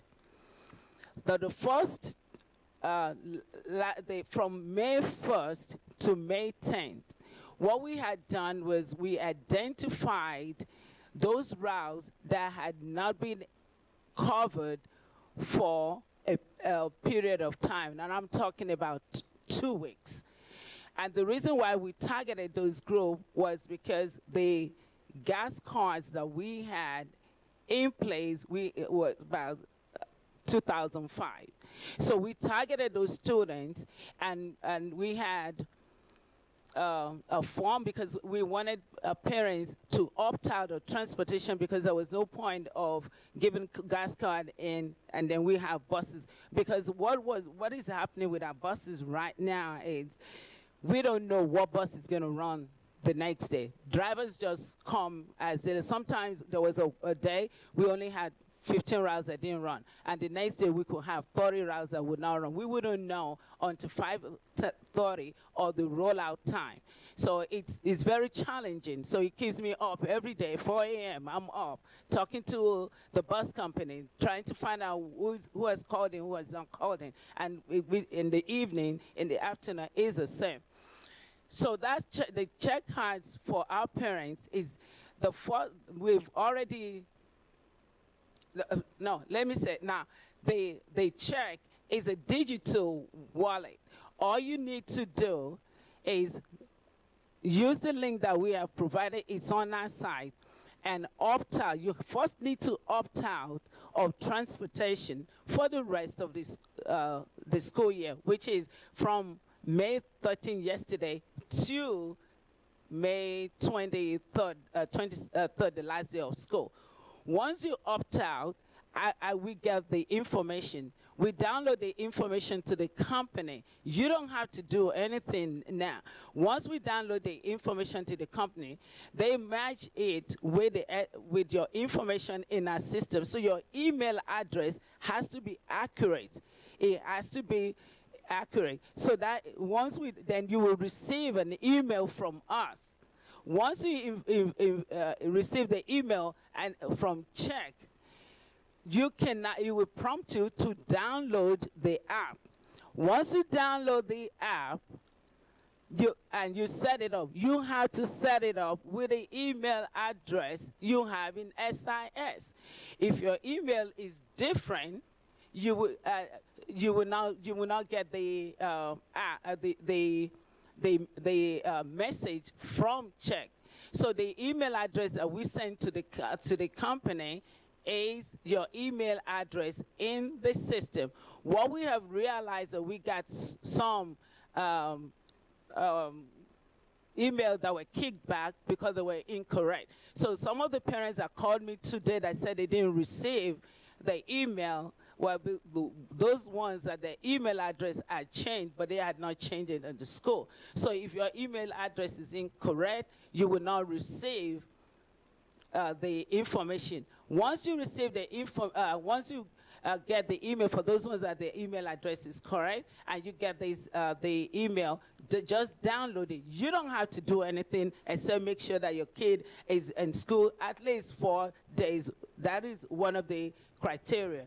Then we get the information and send it to the company, and all you will receive it by May 17, this Friday, you should get your check. Okay, so let me just make sure I understand what you're saying.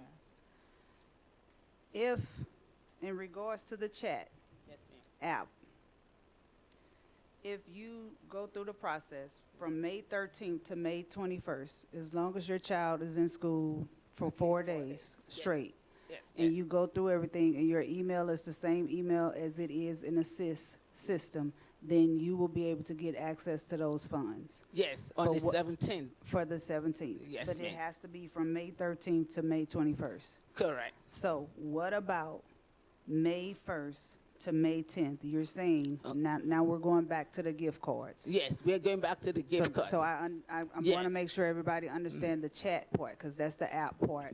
As long as you download the app, you do everything you need to do. That's the process in regards to May 13th to May 21st. Your child goes, they opt out, they don't get on a bus or what have you, but their attendance is at least 4 days. They do everything. Their email is current, is activated, is part of the SIS system, so that the district has the communication, the proper way to communicate with them. They have the app, they're good to go. Now let's go back, and now we're talking gas cards. Yes. So now we have a family that is from May 1st to May 10th. They've opted out. You're saying 2 weeks. So are you saying that if they haven't been a part of it for 2 weeks, from May 1st to the 10th, they go through the same process, but this is not the chat. This is making sure they do the opt-out process. They show attendance that the kid has been to school for 4 days. 4 days. how do they get access to their gas card? The gas cards is at the schools. Okay. Yes, we've already sent initially, we sent 20 gas cards to the school. There is a process that we've already explained to the principals. So there is a list. We generated a list because I told you we're targeting a certain number of kids. Okay. But not all the parents opted in for the gas card. So we opened it to the school. If you have a student that the parents have been bringing for 4 days and they're at school, their attendance is on point, then you can append their name to the list and you can give them the gas cards. So the schools have the gas cards. When they're depleted, there is a process for the principals to request for more gas cards. So my only question that I want to make sure people are clear on, because it seems like that there is a break somewhere in communication. How is this information being communicated? Is it being communicated through the principals making sure that they're informing the parents, or is that one layer of communication? Is there another layer to that level of communication that we're doing social media? Like, how are we ensuring that the messaging is being put out there? Because I'm looking and getting messages that saying, well, my kid has been out for 3 or 4 weeks, I'm still waiting on the payment. But from the way you just explained it, that's not how the payment goes. No. Okay, we communicated through email to the parents. It's on social media. The principals, we had 2 meetings with principals, and we had a step-by-step for each principal. So the principals, and some of the principals said they had sent the information to their parents through Dojo. Okay, I'm sorry. I just wanted, because that part I wanted to make I sure wanted to people clear were that clear. because Okay. even while I was sitting there, I was getting emails from parents Right. that, oh, I did the form, I didn't get any email, and I checked the email address, and the email address was wrong compared to what we sent. So now the parent, at least that would help to update most of our email addresses, because we always get those on deliverable messages. Okay. So. Not to waste time, it's all clear on the board what we are planning, and there's an opt-out survey that is going out that we've already prepared, and we're waiting for approval that will be out. We wanted to send this out last week, but it was conflicting because we posted it, but parents were feeling that this is for the 24-25. This is to opt out of transportation for 2024 and 2025. But when we posted it, parents were feeling both, so they were kind of confused whether it was for this. So we pulled that, but we're going to repost it, and it will be on till June 15th. We're planning to post it for maybe about 4 weeks. So for clarity, you are about to put out a notification to opt out of transportation coming up, but that is for the 24-25 school year. Correct. So you're waiting for school to end. You're waiting to close out the May 21st. Yes. After May 21st, a notification is going to go out to all of our schools for the parents to have the opportunity to opt out of transportation for the 24-25 school year, correct? Correct. Okay. Yes. Correct. Can I ask a follow-up about that? So it's going to be open till June 15th? Yes, sir. And so the purpose of that is for you to know who's choosing not to participate next year, so you don't include them in the routes. Correct. I'll just use my own personal situation because I know it's not the same. My kids are going to 2 new schools next year with 2 new bell times, and they're going to 2 different schools. So I don't know yet what the route is, what time they have to be there. I don't know if I can physically work it out to get them at the school if I need to drive one. So I don't really have enough information to opt out yet, but I may end up opting out based on the bell times. So will there be an opportunity later on, once we get the actual bus route information, to then opt out? Correct, yes, you will have that. But this is just for initial scheduling so that we know how many routes we will have up front. Yes, you can opt out anytime. And also at the same time, if circumstances change and you need to opt in, do you have an estimate of how long it will take to be able to It add? takes about 7 days. And every information is on the survey. So parents will know, if you opt out, you can opt back in, but just give us 7 days to opt in for that route to be established. And one more question about the check cards, not the gas cards, but the app. So is that available to everybody who is riding a bus? It's available now for the rest of the school year to anybody who's riding a bus. And I say that because I don't know what bus is not going to run this week, because it's so sporadic, the way the drivers, sometimes we have, on Mondays, sometimes we have 45, 50 routes that we can cover. And then the following day, we will have 10. So that's why we just opened it for all the parents, so to make sure that the kids get to school. It's intentional.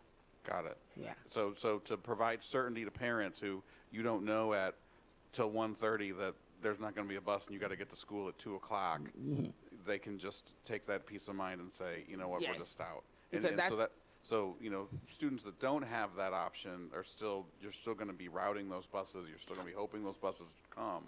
But just if parents want the certainty, they can take the gas cards and just plan on driving. Correct. We still will have the buses running. Got it. All right. Yes. Thank you. Okay. Now I'm going to introduce Mr. James Rajo, and he's going to give us an update on the electric buses. Before he says that, the electric buses, we were told that they didn't belong to us. Yes, they belong to us. So I want to share that. Can you move to the next slide, please? Good evening. I want to thank Mr. Watson and Ms. Acanola for inviting me. I want to give you a quick update. I'm from Highland Electric Fleets. Our core business, our only business is providing electric school buses for districts around the country. We're already in 30 states and in Canada.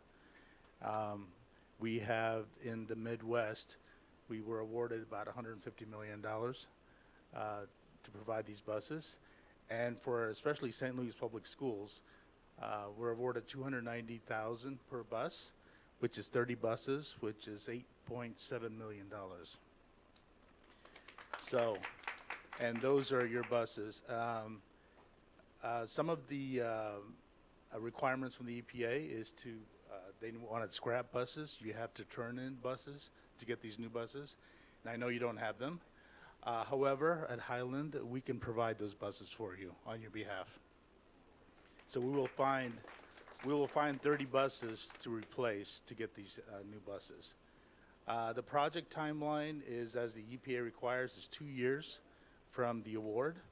So if we get started fairly quickly, it'll be about 16 months or so before you get your buses.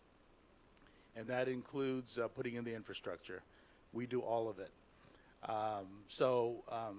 Because you don't have a depot now, talked to Mr. Watson about identifying some properties where we can put the infrastructure in. We'll also future-proof it. So if you apply for additional buses in the future, that infrastructure will already be ready. So the cost will be less. At Highland, we've got about 600 electric buses on the road now with over 2 million miles, nearing 2 million miles of service. We do all of it, a turnkey solution, and we expect to cut your costs significantly. So that's a quick update. If you have any questions in the future, I can come back and do another presentation because I know it's late. But we're already talking about getting my team here to identify that property where we can put the infrastructure in.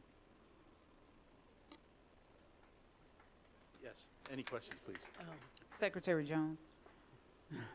You know, I'm ecstatic. I'm so happy. That's all I've been asking about the electric buses. Are these all long buses, or will you include, are there any short buses in your fleet? In this round, as the EPA requirements, there are the conventional buses, which are that have the engines in the front that they look like that, 71 passenger buses. So can you or will you provide information on buses that will allow for children with disabilities, special needs, and When then we get shorter buses? Yeah, I'm sorry. When we get this specs from you, the specifications, we can order them as you want them. But this particular round of the EPA awards, they don't allow for the smaller buses. So it'll be the 30, the bigger buses. Sure. Board Member Sadie. And then with those electric buses, thank you so much. First of all, that's amazing. That's Sure. great news. Would potential, like future potential vendors, their drivers be able to drive those buses, or we would have to hire? Yeah, our we own don't. driver? The only thing we don't provide the drivers. You'll probably do that in house, as I'm suspecting you're going to be doing. Okay. But I will tell you, across the country, the drivers prefer electric buses. They're quieter, which means they can hear the kids, and also the kids are, they're not trying to shout above the ambient noise, so they behave better, and there's more of a pleasant ride to school. And of course, the fumes and the smell and all of that, that's all diminished. So across the country, it's been doing fairly well. That's helpful. Thank you. Any other questions? Thank you, sir. Thank you so much. Thanks for having me.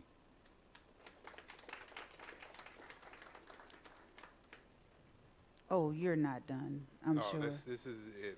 Unless Yeah, there's this any is it for your questions. presentation, but I'm sure the board has several questions for your team.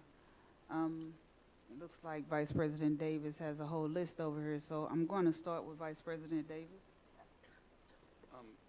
Thanks. First of all, I was looking for it.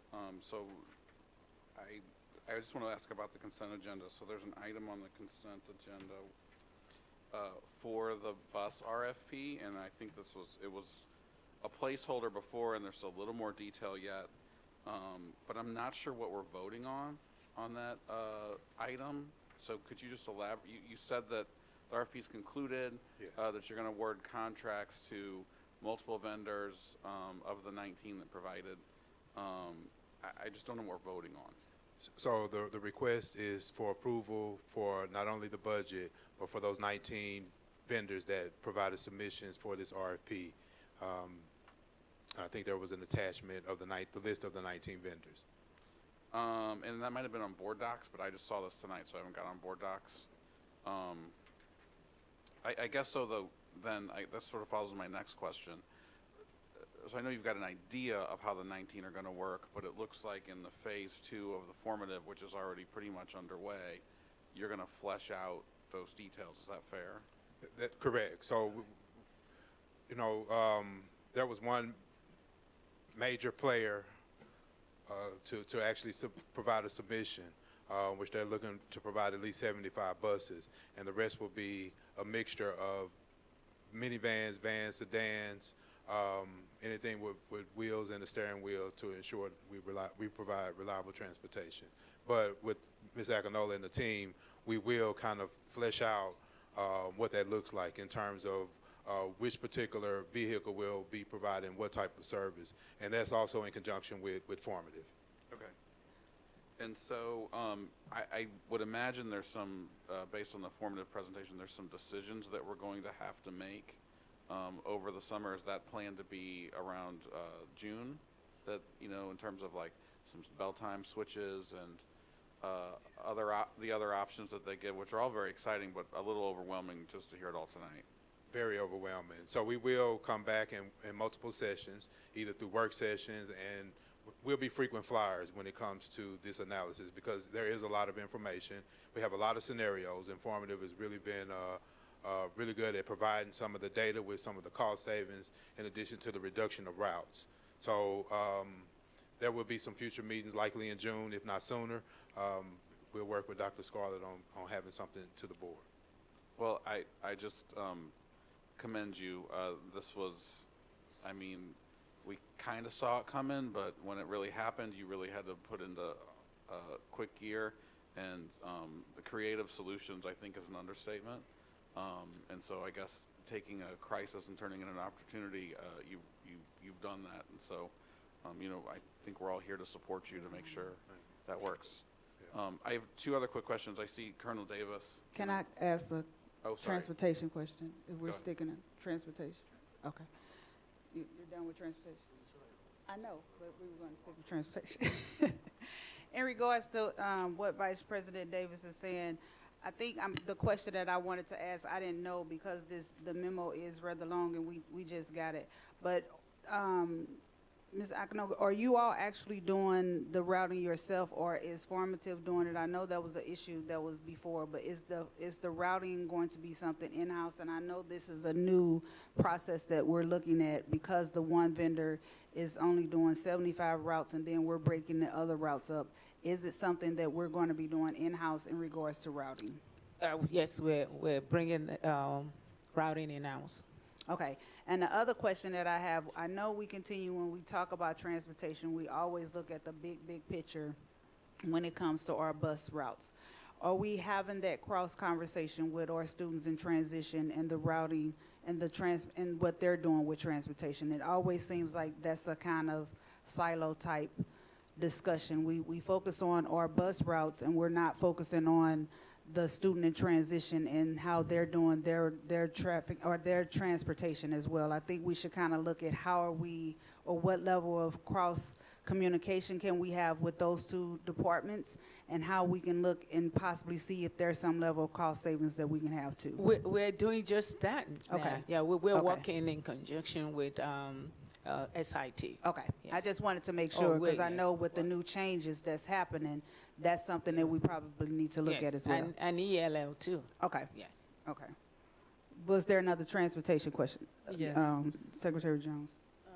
My question is in regards to transportation as well. And Mr. Allen's presentation, my heart kind of dropped because I started to look at the walk zone expansion that they were suggesting in this presentation here. And with the current state of safety for children in the city of St. Louis, I just find it hard to think that we want our children to have to walk any further to get on a bus because it's so dangerous. I mean, it's just dangerous even trying to get on the bus in front of your house. And I'm just really hoping we can think of something else because even as a grandparent or someone just in the neighborhood, it's so dangerous, even just standing on your porch. So I'm just hoping that we would kind of just not consider walk zone expansion as much as possible because it's just too dangerous right now. Kids are dying. We understand, we're very cognizant of that, and we're working with safety and security. It was a recommendation, and we have to. It was a recommendation by the company. We have to sit and consider it if it's possible for our kids. But we have not accepted that recommendation. He just gave it to us to see how many routes that we could cut with that increasing the walk distance. So, but the safety of our student is paramount. So, we have to. That should be top priority for us. Right. I do understand. Yes. It was clear that he wasn't from St. Louis. That was clear. So I thank you for that. Yes, ma'am. Thank you. Board Member Sadie. Thank you. Thank you all so much for your hard work. This was an incredibly challenging situation, so thank you for everything y'all are doing, and I appreciated what we heard from Formative as well, and excited about that conversation as we move forward. Just to Vice President Davis's point about the agenda item, is it possible for us to see that list of the vendors, the 19 vendors? Or could we receive that list? Yeah. Okay, thank you. Yes, ma'am. Yes. Any other transportation questions? Okay, we're going back to Vice Thank you. President Davis. Thank you very much. Colonel Davis, just a quick question. Could you just elaborate a little bit more about the collaboration with MPD and the FBI? It sounded like that's training for your staff.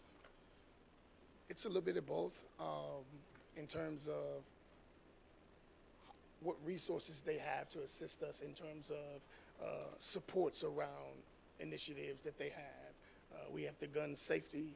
We have the the GREAT program, which is a gang resistance education program that they'll be assisting us with. So it's just it's multifaceted. It's training us, but at the same time, it's inclusive for our students to be able to have another pillar for resource. And it also helps with the engagement, police and students. And as part of that state grant that we got, again, I think for the second year, yes, in terms of gun safety training for students. Yes, sir. Yes, sir.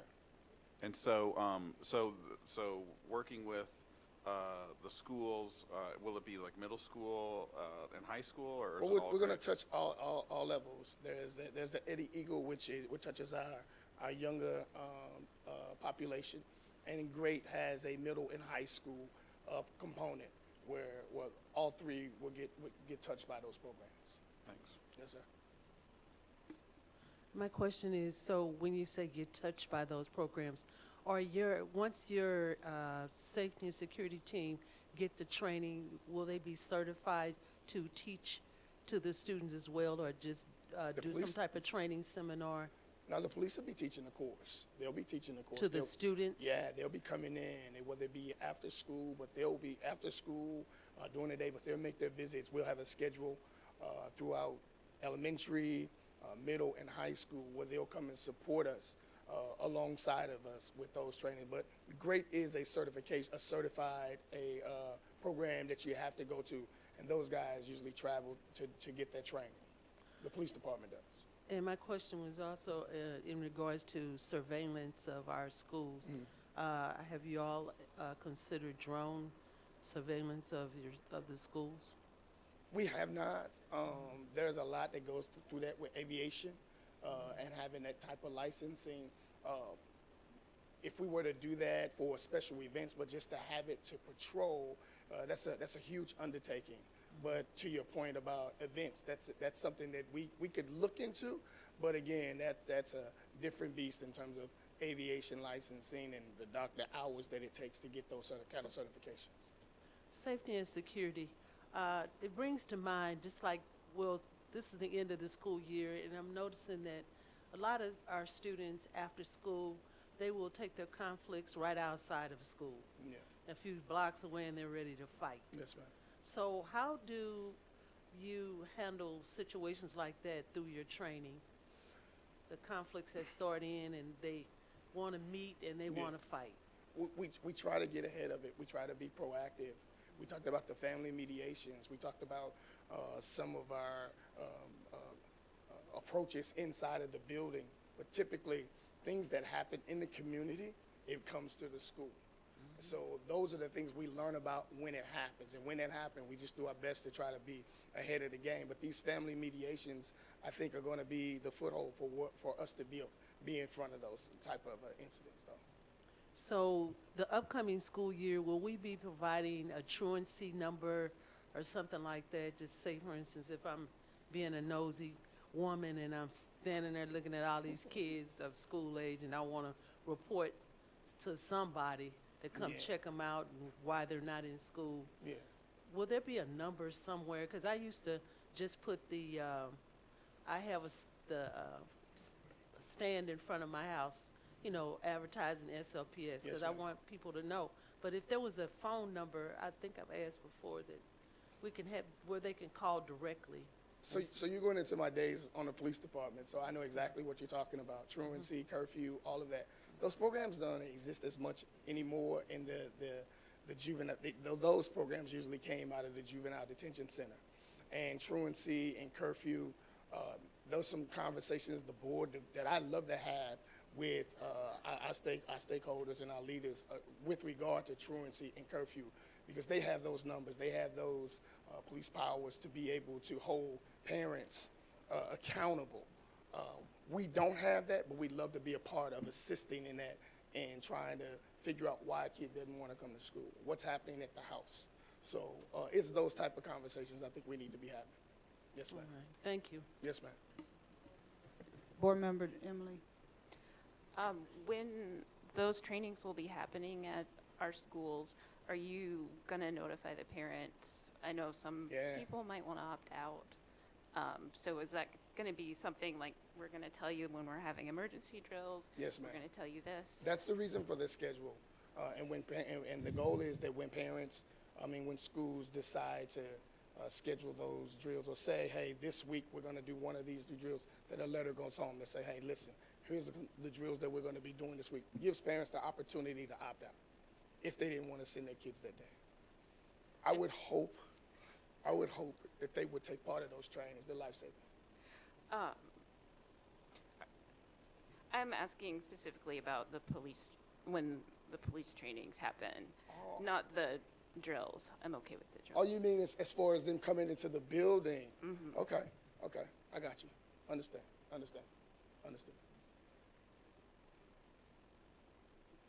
I'm sorry, Board Member Sadie. Question about, you mentioned restorative justice. Is there a plan to hire any restorative justice practitioners or have select folks within all of our schools trained in restorative justice practices? Yeah, that's the goal. That's the purpose of threat assessment. One of the things we did in terms of train the trainer was we sent out our workers, our officers, and some of our social workers and counselors to be part of a threat assessment team. That's the purpose for that. So we have people in specialized spaces to be able to assist and assess those situations. So that's the goal. Yes, ma'am. Colonel Davis, and I don't mean to throw her into this mix, but could you and Dr. Letitia, Dr. Smith, kind of touch more on that gun prevention grant and kind of what you all are working on? Because I think you're not really elaborating more on what it is you all are doing with that. Vice President Davis was really talking about it and touching on it, but I think it's more that you all are doing in regard with that. You talked about Eddie Eagle and you talked about the GRADE program, but it was something that you guys are really trying to do in regards to that. And I think that kind of goes to what Board Member Sadie was asking you about, as well as Board Member Hubbard was talking about. But can you guys kind of expand more on what you're doing with the collaboration between not just the police department, but I think you're working with the DOJ, Department of Justice, the FBI, as well as the police department. But I know some of the things that you guys were working on and you presented on, and part of that gun prevention dollars that you were getting from DESE was kind of addressing what Board Member Jones is saying too, on how you are trying to be better prepared for what to do with our children from the preventive measure level of our elementary students, elementary kids, or middle school, the high schoolers, you know, as well as with the summertime coming up. So I know I kind of put you on the spot, Dr. Smith. No, you're okay. But could you kind of help expound on what that program actually looks like? Yes, and you've touched on a couple of those points, but what we try to do is what I call try to address things by land, air, and sea. So we're trying to have a variety of services that will engage our students over a variety of different activities. So on the elementary level, as you mentioned, we've been having workshops done in the schools around the Eddie Eagle program, around anti-bullying. We've been working with an organization called Rethink Ed that's actually doing student focus groups to give them some additional strategies that they can use when they have conflicts. So we talked about the 5 steps of things they can do when they have conflicts. So those focus groups have been going very well as well. In the middle school and high school, we're trying to do more activities that really engage them around conflict management, restorative practice, what's my third one? Conflict management, restorative practice, and de-escalation. So some of those same activities, just trying to make sure we're having conversations with them, trying to get them to see the benefits of alternative behavior to some of the things and the choices that they may actually make. Back on the elementary level, we've been having some of those funds that we've diverted to having common rooms and common spaces in the classrooms. So we looked at the data around the 100 classrooms that had the most referrals, and we have provided for those 100 classrooms a common corner in those classrooms. They have everything from lights to the norms that teachers should practice when they send kids to the common corner. It's not some place that they should be for an exorbitant amount of time. It's really for them to refocus so they can re-engage in the learning activity. So lights, pillows, squishy toys, things that are trying to get them, you know, the fidgies out or whatever they need to do so that they can come back to their learning space. So we've been doing things around common corners.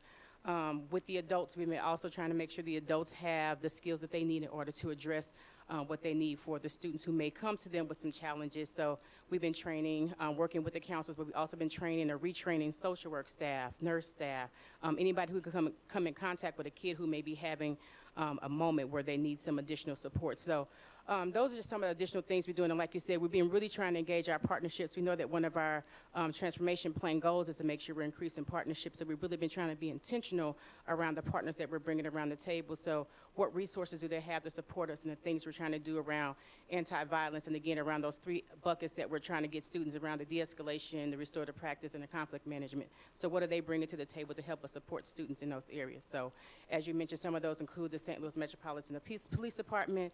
We have representation from the mayor's office. We have some juvenile defense, FBI, just all those individuals who are coming around the table to partner with us, because we know that there's better outcomes for our kids. Our kids deserve better outcomes. Sometimes they just don't know the strategies and things that they can use in order to get them there. But with all the partners around the table, we're definitely dedicated to making sure they do. Thank you.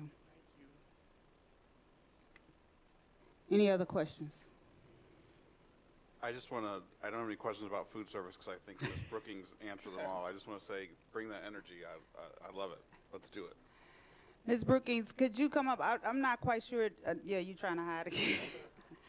On the food service, I know before, one of the biggest challenges that we had last year in regard to the food service and the year before prior is that we were always stuck with just having one vendor. Yes. That came before the board in regards to our food service program. Can you kind of enlighten us if you know what was the change this go round in regards to our vendor selection? So this change, this go round, is that we did indeed put we put the RFP technically out twice. We wanted to get the full scope and voice of those vendors that wanted to participate. When we got down to it, we had 4 vendors. We did talk to DESE in regards to actually having multiple vendors, and per their recommendation, that is something we need to really plan, meaning that if that was something in line, we would plan now for the 25-26 school year. So we spoke to DESE, did our due diligence, but at this time, we selected one vendor. And could you, I don't know if I was here when it was stated, but how was that process? Was the children engaged and a part of that process? Yes. Or how was the selection process in regards to ending up with the vendor that you all went with? Absolutely. So I did speak to it in my first slide. We talked to the students, part of Superintendent Leadership Advisory Board. They came aboard and they participated with us literally all day. We started around 9 a.m. They was here until about 1:30 or so. So they went to the vendors, they did the tastings. We had them even had scorecards to tell what they liked, disliked. We talked to them one-on-one. We were sitting side by side. So they were fully engaged. We had parents' participation as well that came and sat with the kids and us, and we just really went through this process differently than we have did in the past in regards to stakeholder engagement. And looking at the consent agenda, it looks like the vendor that has been identified, is it safe to say that based on the scoring card that this is the vendor that the parents and the students scored high with as well? Yes, ma'am. Okay. No other questions? Does anyone else have any questions? Board Member Secretary Jones. Yes, my question, and this is something that I got from a lot of the students, will they have the option of having a salad every, as an option? That's a great salad. question. It came up in our tastings as well. And I think when we set the expectations and the goals moving forward as we begin the 24-25 school year, we are implementing everything and putting everything in front on the table in regards to the vendor. And that was one of the biggest feedbacks. We had a lot of the students say, hey, I would love a salad every day. I don't necessarily need this, that, and the other. A salad would be great. So yes, ma'am, that is something we're implementing for the expectations. So since we service everybody, yes. So many of our meals will keep in mind the different cultures that Yes. we have. What about vegan and special diets? Will they have the ability to, like you said, order or use the? That's all part of the implementation process.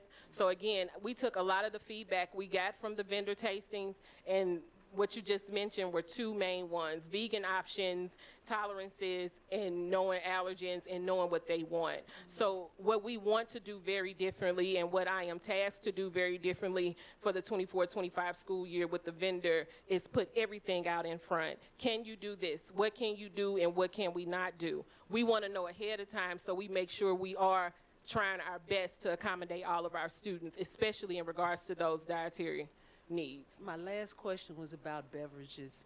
I know they were tired of milk, just milk. So what about water and juices? Something that's all part of the and I would say, just for grace purposes, as I navigate through this piece of food service, those are all the things I'm taking with me to ask questions about. They were adamant about that. We had smoothies that day from the vendor on the consent agenda. The kids loved that. We had options, but they did make it very clear, you know, milk is tiring.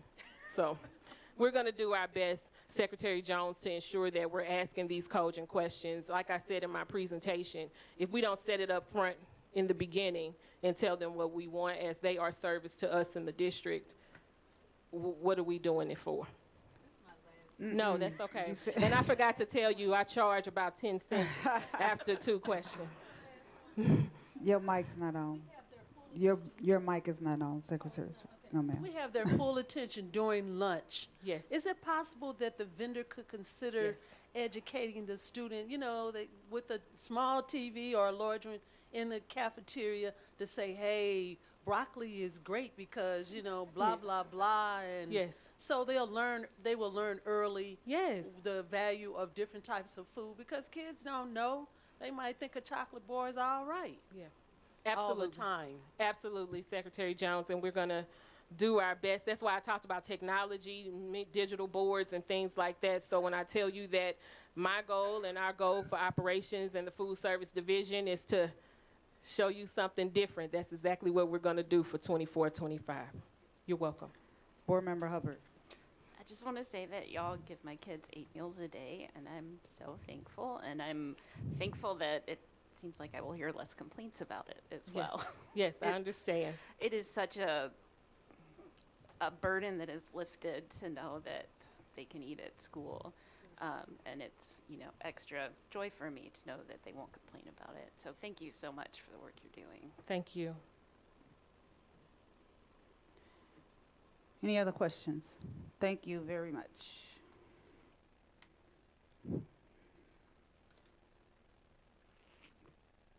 Now for the consent agenda. Is there any questions or anything needing to be pulled or set aside for the consent agenda? I have a few I'd like to take as separate votes. Go ahead, Vice President Jones. Davis. 514-2406.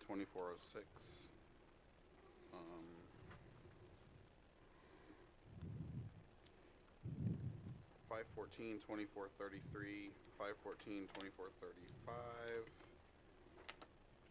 514-2440, 514-2441, 514-2442, 514-2452. That's all. I think I missed one, but okay. I'd like to do 514-2408. I need a motion for 05-14-2401 to 05-14-2405. So moved. Is there a second? Ms. Henry, any discussions? Ms. Henry? Mr. Heights? Ms. Weiss? Yes. Ms. Hubbard? Yes. Ms. Jones? Yes. Mr. Davis? Yes. Ms. Cousins? Yes. Motion passed. Mr. Davis? I'll make a motion to approve 514-2406. Second. My question is, I believe that we previously had a different vendor for this, for the classroom libraries. And my question is this sharing in that same service, or is this additional, or is this replacing it? So this is to approve a contract with Scholastic Inc. to provide classroom libraries for 24-25. I can answer that question. I believe the first vendor was for the site-based libraries, and that was Follett was the vendor for that.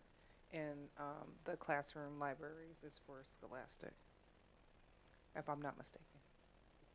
Okay, so it was about $4.5 million for the site-based libraries, and it's an additional $4.3 million for the classroom libraries? Yes, that's correct. Okay.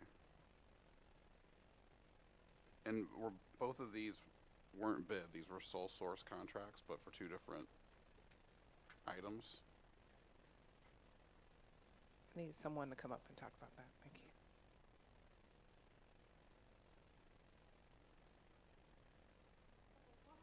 Get it.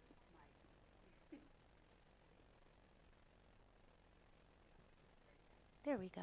We'll have Dr. Oyster come forward to give you the specific responses to the question. Good evening, Madam President, Vice President, school board members, Dr. Scarlett, how are you? We have the board has always provided contracting services with Follett for school libraries. So was that your question? Well, so we approved a $4.5 million for school libraries with Follett previously, which Correct. was a significant increase from the normal amount, right? Absolutely, because this was our opportunity to bring our school libraries up to 21st century standards and to provide new copyrights for our children, which we've not ever been able to do with the limited amount of funding that we've had in the past. And so have we previously provided funding for classroom libraries at a district We have level? not for classroom libraries. We've had a small initiative in the middle schools, but not across the district for classroom libraries. And so in terms of classroom libraries, will teachers individually get to pick books from a list for their classroom libraries? We had an initiative. We worked in partnership with Scholastic, because this is not the same as a library where children go and select books.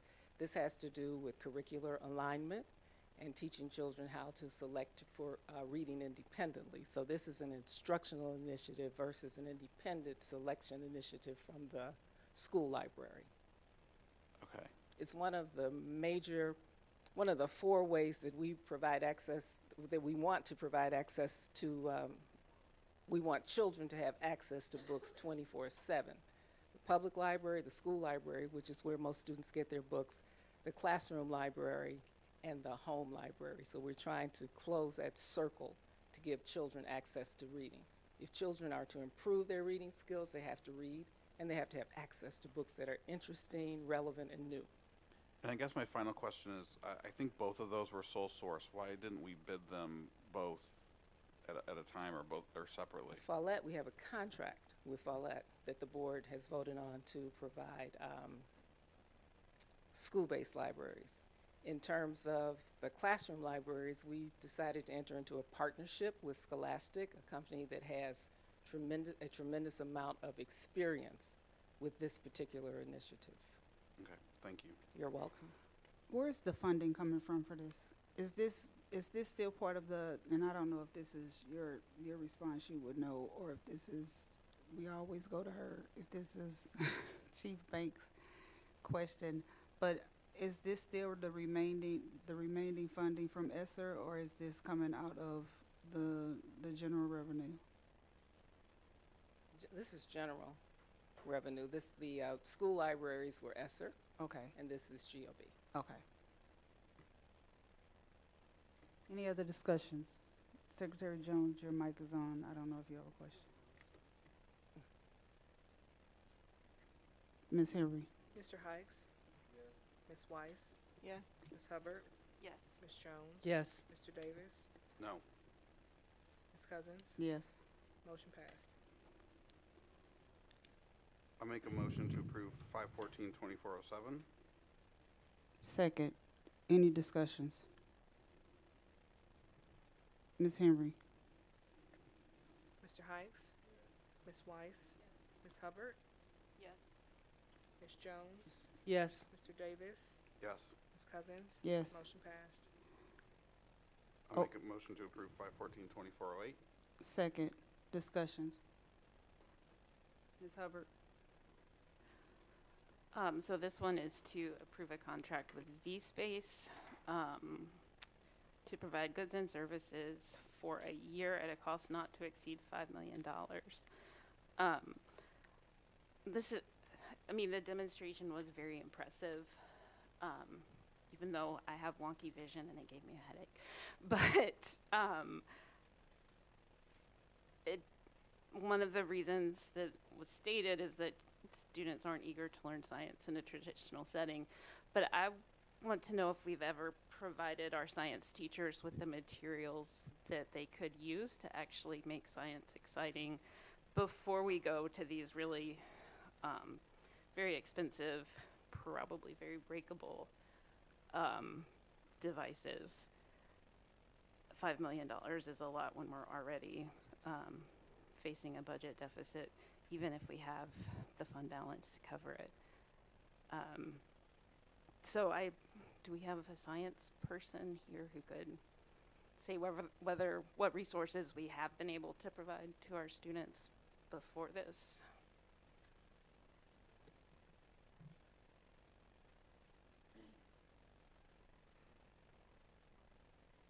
Good evening.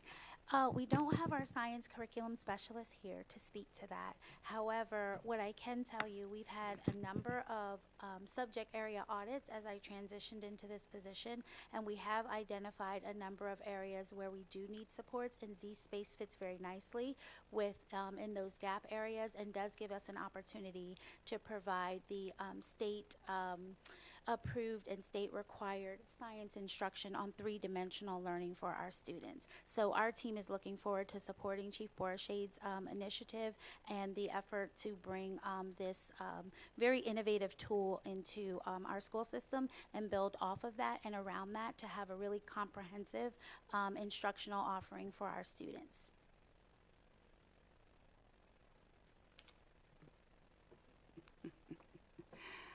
I think my support in this is this program takes me, and that's why I always go back, and I always put her. She know I'm gonna look right at her as always. But the number one question that I had in regards to this was, is this a good use of the district money? Oftentimes we spend funds on things, or we partner with partnerships that really does not fit the model, or does not take the district to where the district should be going, in my opinion, especially into the 21st century. But this program reminds me of the Verizon STEM Lab and what we've been able to do in the 4 schools on a middle school level by taking the children to places that they never had the opportunity to go. This Z-Space, I always call it the wrong name, but this Z-Space lab really exposes our children and take them places that they've never, or probably will never, have the experience or the opportunity or the exposure to do.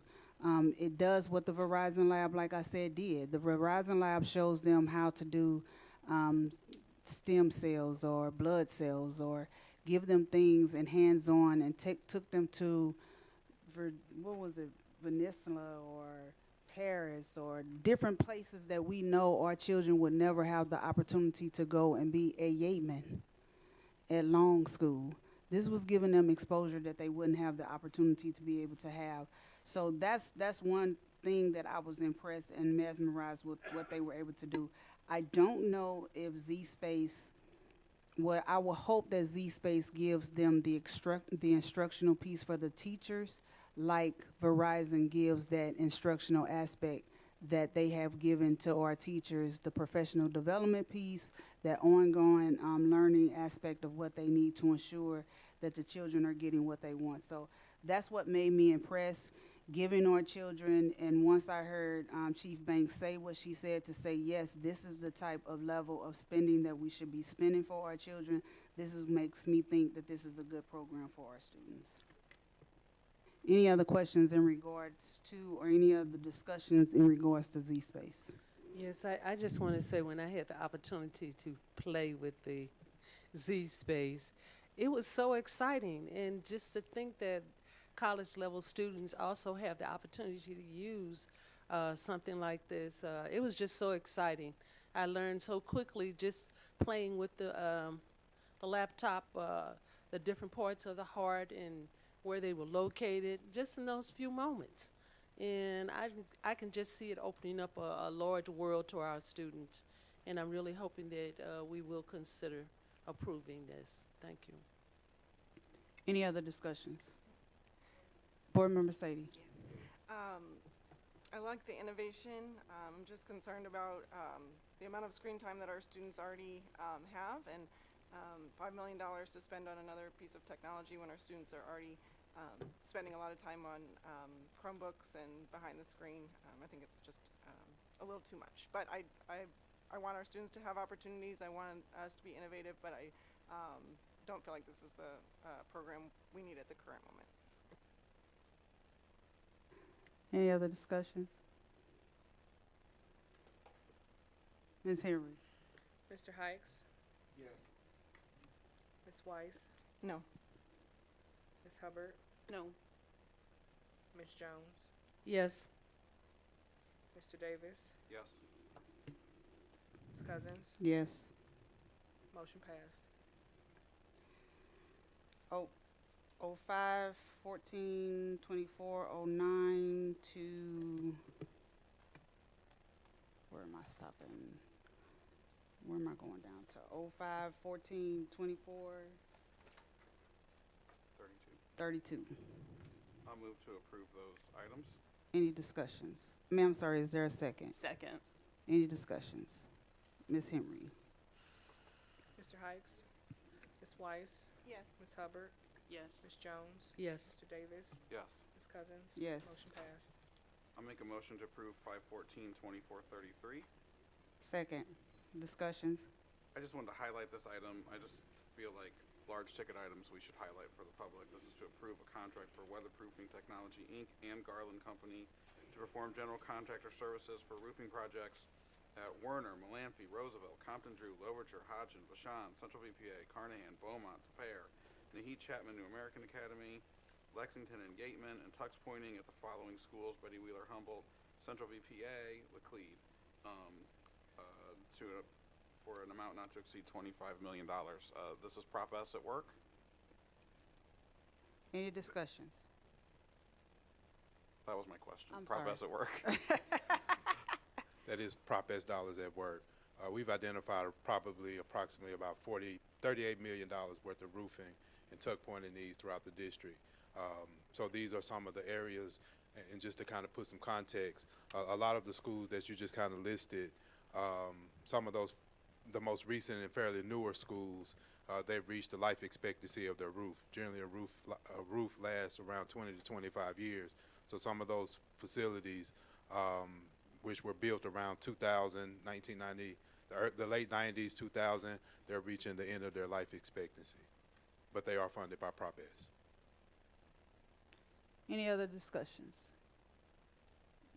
Thank you, Chief Watson. Ms. Henry. Mr. Hikes? Ms. Weiss?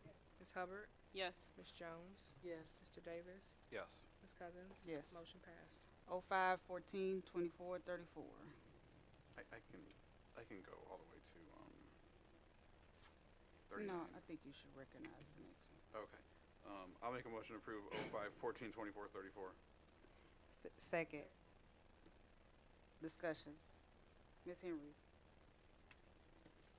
Mr. Hikes? Yes. Ms. Weiss? Ms. Hubbard? Yes. Ms. Jones? Yes. Mr. Davis? Yes. Ms. Cousins? Yes. Motion passed. I'll make a motion to approve 05, 14, 24, 35. Second. Discussions. Just to point out again, this is to approve a contract with Hankins Construction to provide all supplies, equipment, materials, and labor to renovate restrooms at the following schools: Blewett, Long, ASM, Louverture for the period, or not to exceed $2.9 million to be funded by Prop S. So restrooms, and there's a couple more on here too. I don't need to probably highlight them all. Looks like Collegiate and CVPA for restrooms, as well as another one for Dewey, Bertha, Gilkey, Pomoja, Linaplo, Werner, and Yateman. Is that all the restrooms on this? I think Those are all the restrooms, and a lot of those are newer restrooms. So the initial bond issue, we actually did the lower level. So this will be the second and third floors of each of these facilities to provide them with newer restrooms as we conducted walkthroughs, and that's one of the areas that student voices across the district have raised and voiced around upgrading restrooms. We campaigned on restrooms. Thank you, sir. Ms. Henry. Mr. Hikes? Ms. Weiss? Ms. Hubbard? Yes. Ms. Jones? Yes. Mr. Davis? Yes. Ms. Cousins? Yes. Motion passed. Which one was that? 435? Yes, I'll make a motion to approve 0514 2435 through 0514 2439. 39? Second.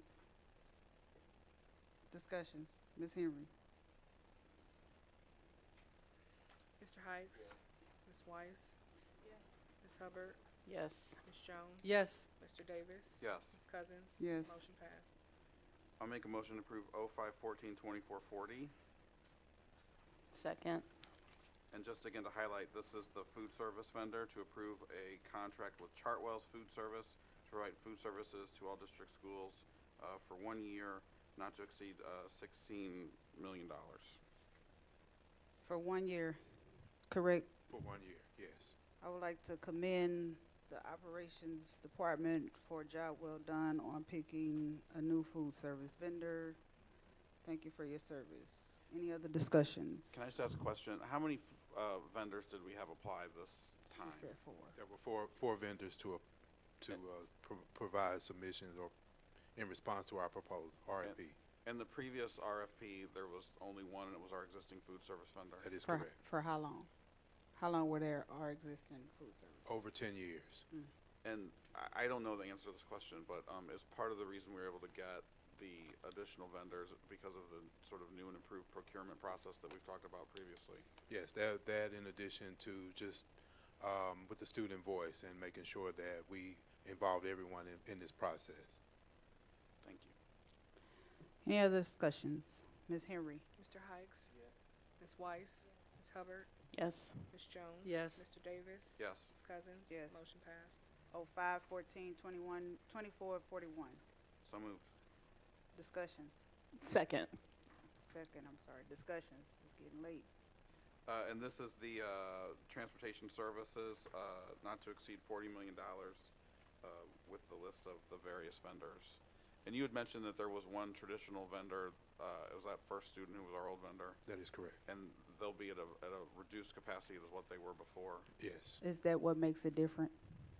In terms of the cost, In terms of us going back to them? they were the only ones that provided, responded to the RFP. And the size of what they're able to do? Correct, yes. Any other discussions? Ms. Henry. Mr. Hikes? Ms. Weiss? Ms. Hubbard? Yes. Ms. Jones? Yes. Mr. Davis? Yes. Ms. Cousins? Yes. Motion passed. 05, 14, 24, 42. So moved. Discussions.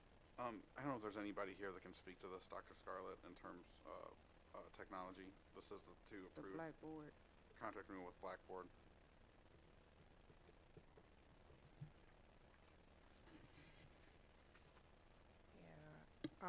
What I can say is that Blackboard, I believe, is being bought out by Final Site, and we need to go through a process for a new vendor for it because it's going to end. Blackboard is going to end, and so this gives us another year to be able to go through the process for this. So this will be put out to bid. Yes, it will be put out to bid for a new vendor. All right, thank you. Any other discussions? Ms. Henry. Mr. Hikes? Ms. Weiss? Yes. Ms. Hubbard? Yes. Ms. Jones? Yes. Mr. Davis? Yes. Ms. Cousins? Yes. Motion passed. 05, 14, 24, 43 to 05, 14, 24, 51. So moved.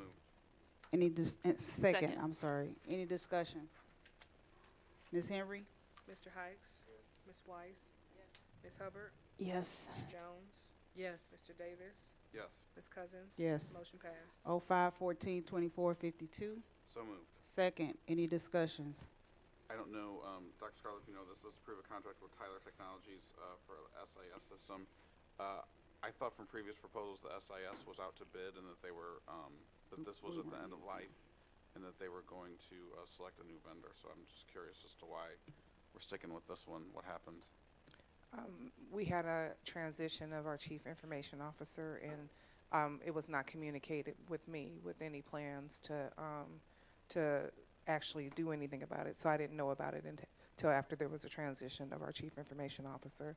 So again, it's a measure to be able to delay, but still sustain what we have now, because the product is ending and it will go out to bid with our new incoming chief information officer, and even our interim, they're already working on it. Okay, thank you. And Matt, I did look at the website for that because I remembered too, and they do have like the next people, Universal or something, I don't remember, but they have a vendor that they will help you transition to.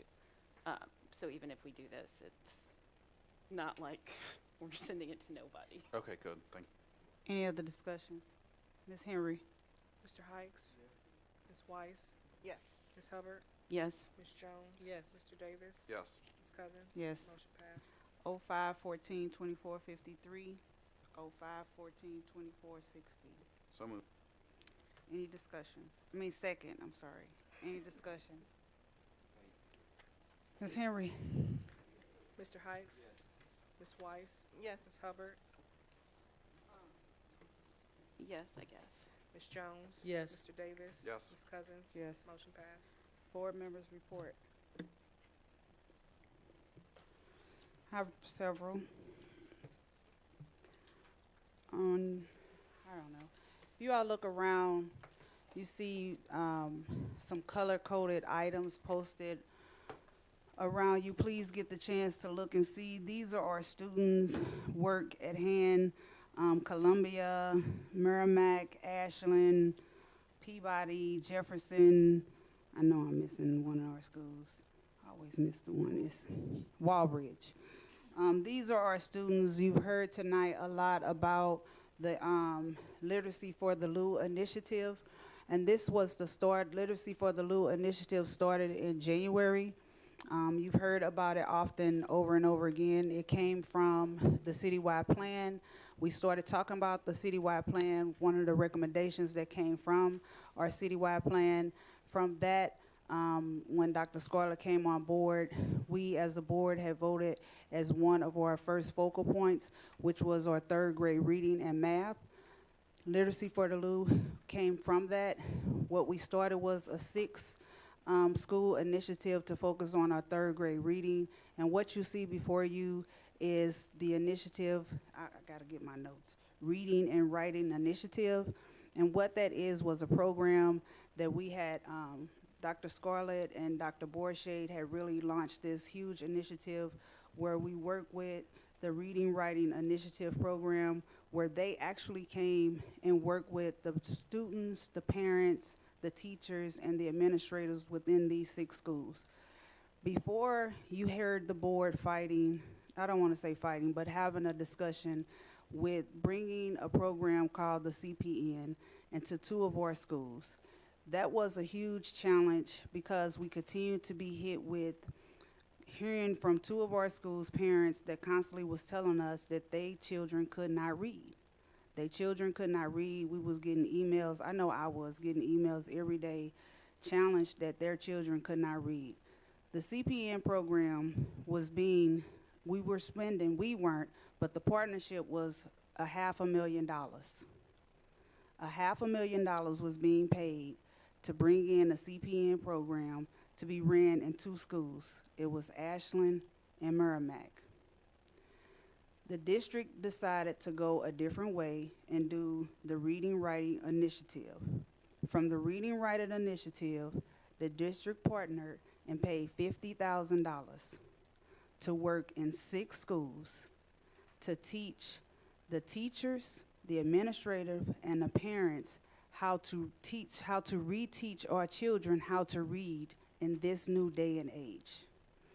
If you look at the work that you see posted before you, it shows our children who started in January in their level of growth from January to May of this year.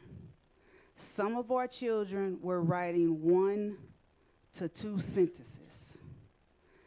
If you go back and look at this and the work that they have done, they're writing pages. They're writing pages.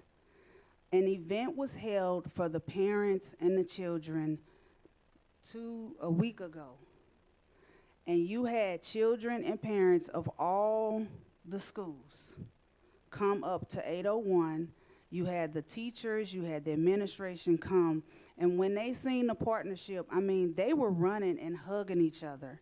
And they were so happy to take us around and show us their work. They were like, look at what I did. And the biggest thing that had me in tears was when this little girl saw her dad and mom come in the room. And she just jumped in their arms and said, Mom and Dad, look at me, look at what I did, look at what I did. And that gave me my why. Because that let me know what we are able to do. So these children were reading and writing. And some of the kids, and the principal came and said, Miss Cousin, this kid was on a 1st grade reading. And now this kid is on a 3rd grade reading, and she's excited. The one mom said, my kid hated reading. And one of the things that we asked them was, what do you promise? Like, that was their takeaway. What do you promise to do? We asked the parent, we asked the kid, what do you promise to do? This parent wrote to her child, I promise to go back to college and finish school. So I just want to commend Dr. Scarlett and her team. Dr. Smith, I know she's here. Dr. Borshade is not here, but Dr. Smith, Dr. Brown, all of you all and the team that really put in the work and really saw the vision of what Dr. Scarlett and the board had when we said we have to do something, we have to take the lead in this. So I want to commend you all for the work that you did in regards to that. I also want to give my board report on CSMB continues to be the solid team on doing great things. CSMB every year do a, what do you call them that? A capstone project where they invite us to go before and see their juniors and seniors do their actual hands-on intern work. And we get to go, and the kids actually show their internship, what they've been able to do and what they've been able to learn. And that they're actually graded on what they've done. And we grade them, and once they're graded, that determines if they've able to have successfully completed the program and move on to what they've able to do. One young lady, when I had the opportunity to see her program, she had the tenacity and understanding to create a universal design type program for homeless people. Because we don't understand, a lot of times people create benches and objects to prevent homeless people from being able to sleep out in public surroundings. So she created a universal design thing to ensure that that didn't happen for homeless people, but made it an ideal look and presentation. So I thought that was unique. The other thing I wanted to make sure we recognize, and we don't, is the wonderful things that the principal and the students at Sumner High School are doing. We have a student at Sumner High School that actually won art contest, and they're going to the Smithsonian. Yes.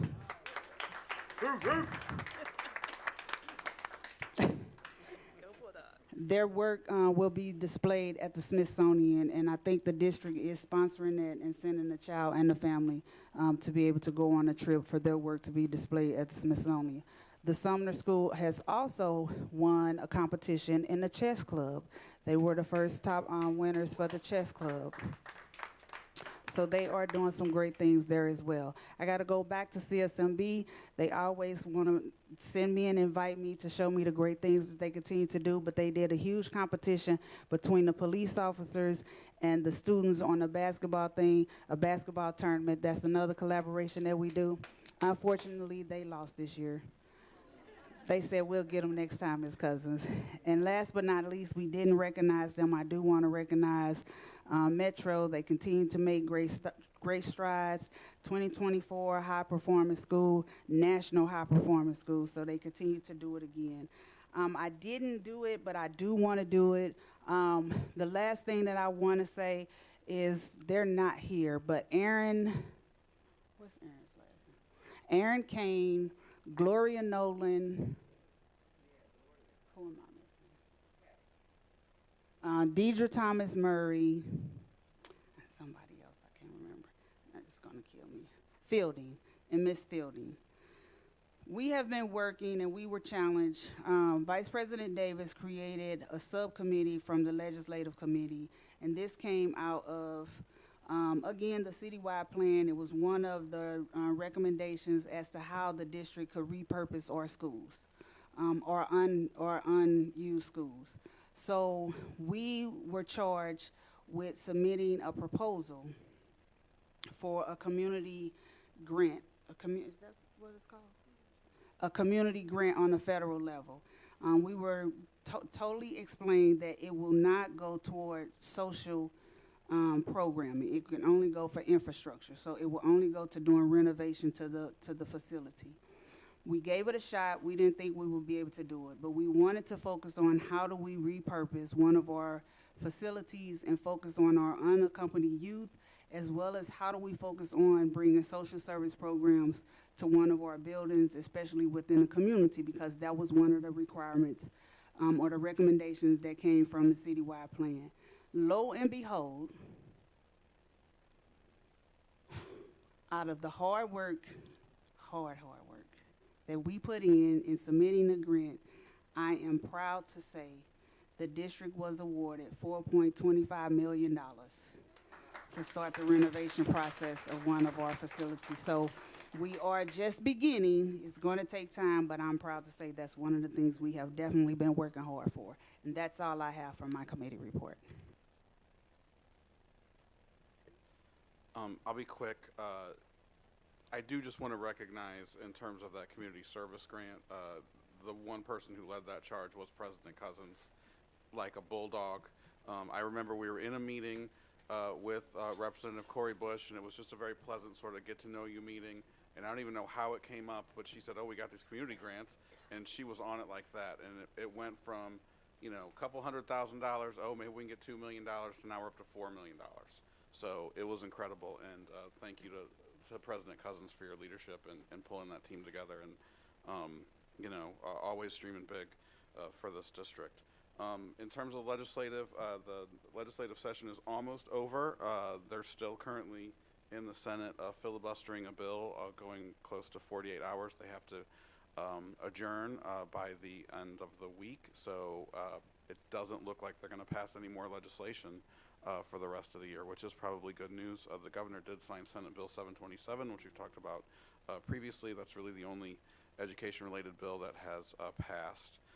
We do hope to have a very comprehensive legislative meeting within the next couple of weeks after session. I need to get a hold of Mr. Carroll.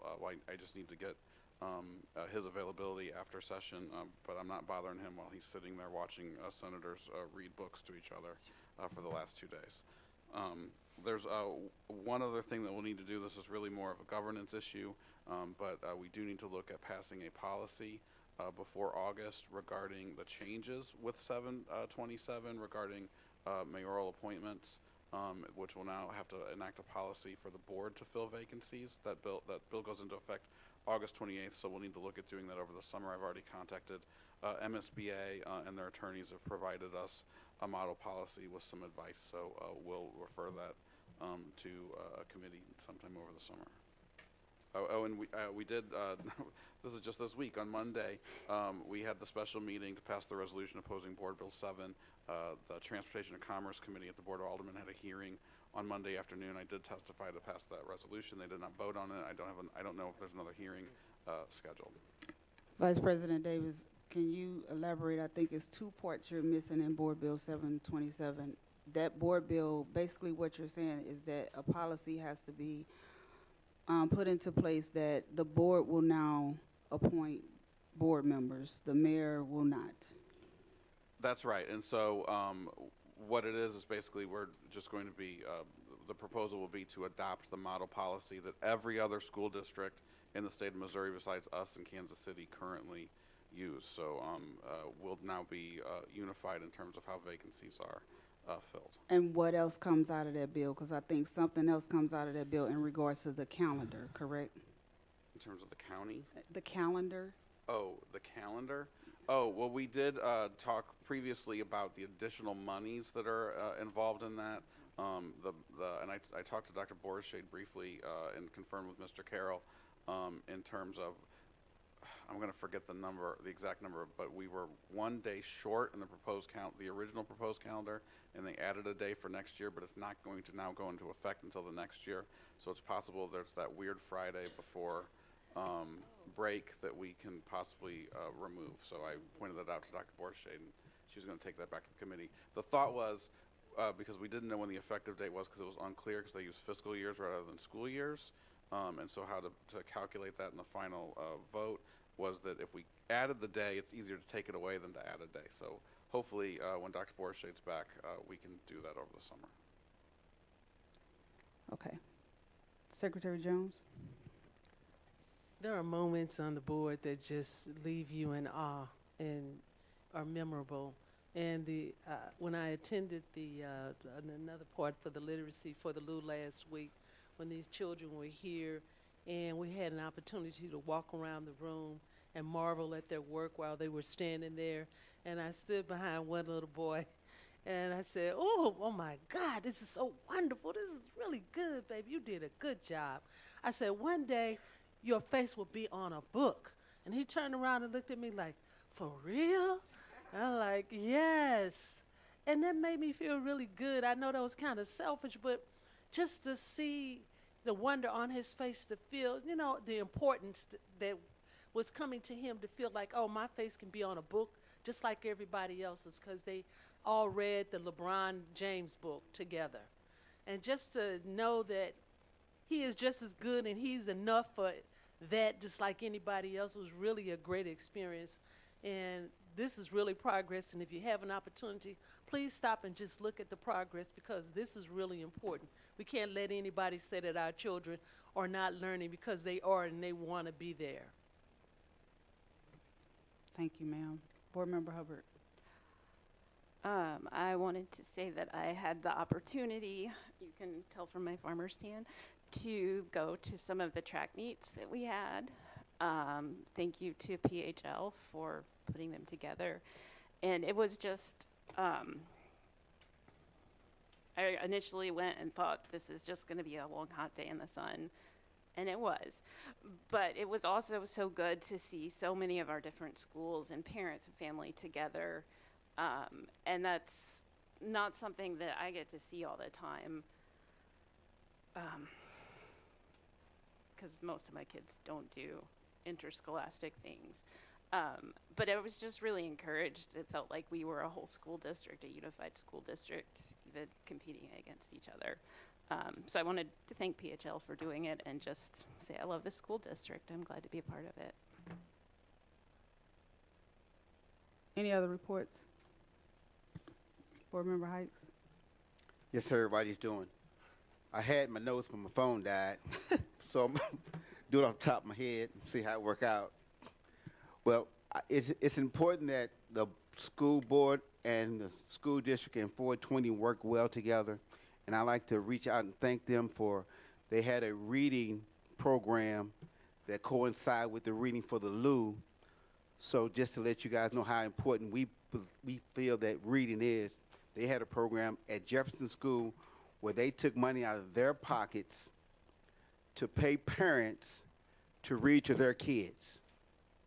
They gave them books and backpacks. So I just wanted Local 420 to know that we appreciate them helping us help our kids. Because at the end of the day, we are all in this together. It's no big U's, little I's. We're all in this together. So I just want to make sure they realize that we recognize the work that they're doing to help our kids to be successful, because everybody's saying reading this, reading that, and we're doing our part to help these kids be the best that they can be. And on a quick note, probably in June, we'll have a presentation of a couple of brothers of mine and ministers. We was able to go to Oakland to a program called Kingmakers, where it's a program to help uplift young men. And it also helps try to bring in more men into teaching. So we'll have a nice presentation. I did have some props up here, you know, but I wasn't able to really do it the way I wanted to. But the hat says Kingmakers of Oakland, and the part that I really like, this hat says, Black love is liberation. And we got to let our kids know that we love them. Does that make sense? We got to let our kids know that we love them. We going to call them kings and queens, not little dude and little girl. You make sense? And I'll yield. Thank you. Thank you, Board Member Rice. And now we're going to go into public comment.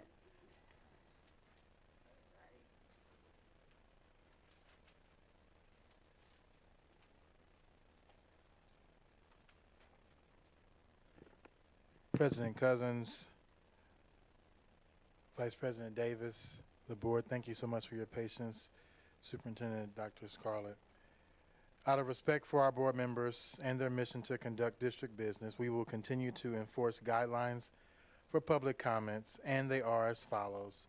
Citizens interested in commenting will sign in at the podium between 6 and 6:30 before the board meeting. Commenters may take an available seat in the room. Public comments will occur at the end of each board meeting. Each commenter will have up to 3 minutes to address the board. At 3 minutes, that's when I stand, and when I stand, I am encouraging the presenter to please wrap up your comments. Each commenter must remain respectful and refrain from speaking derogatorily about anyone. Please do not use names. There will be 30 minutes allotted for all comments, and if you were not called to speak, you might submit your information in writing or return to the next scheduled meeting with a priority number. Only one person, individual, or group should speak to the same point on one topic. And finally, please indicate your child's school upon commenting. Our first will be Joanne Johnson.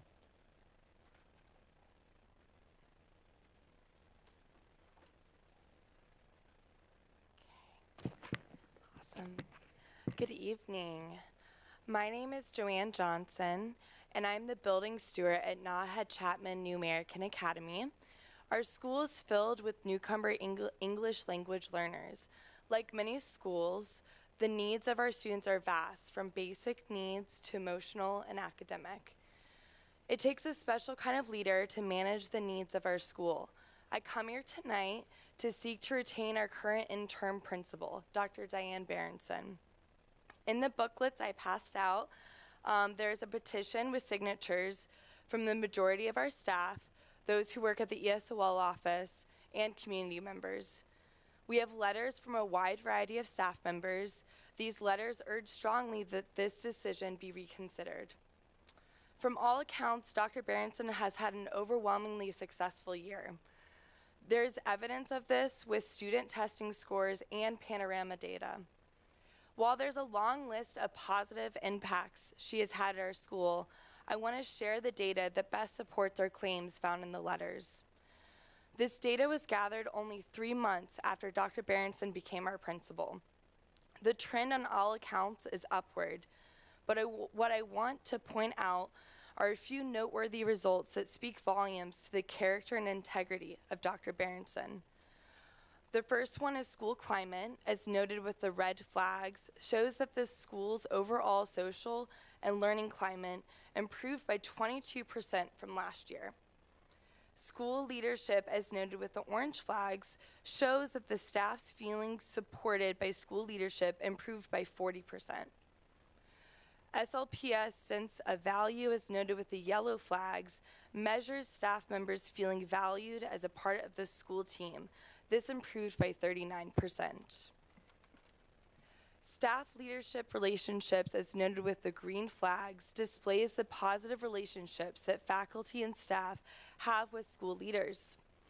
This improved by 44%. Overall improvement for our school is 26%. We exceed the district quality measures by an average of 20% per category. Along with more staff this year, we also now have a permanent building steward and an active T committee.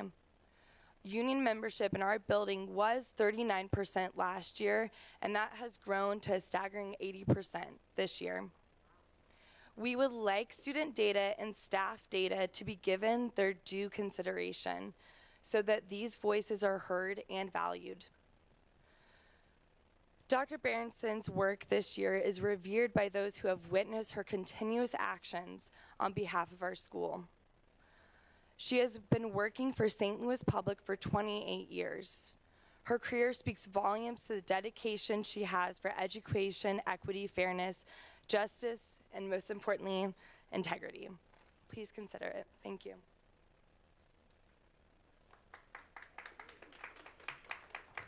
Megan Michalek.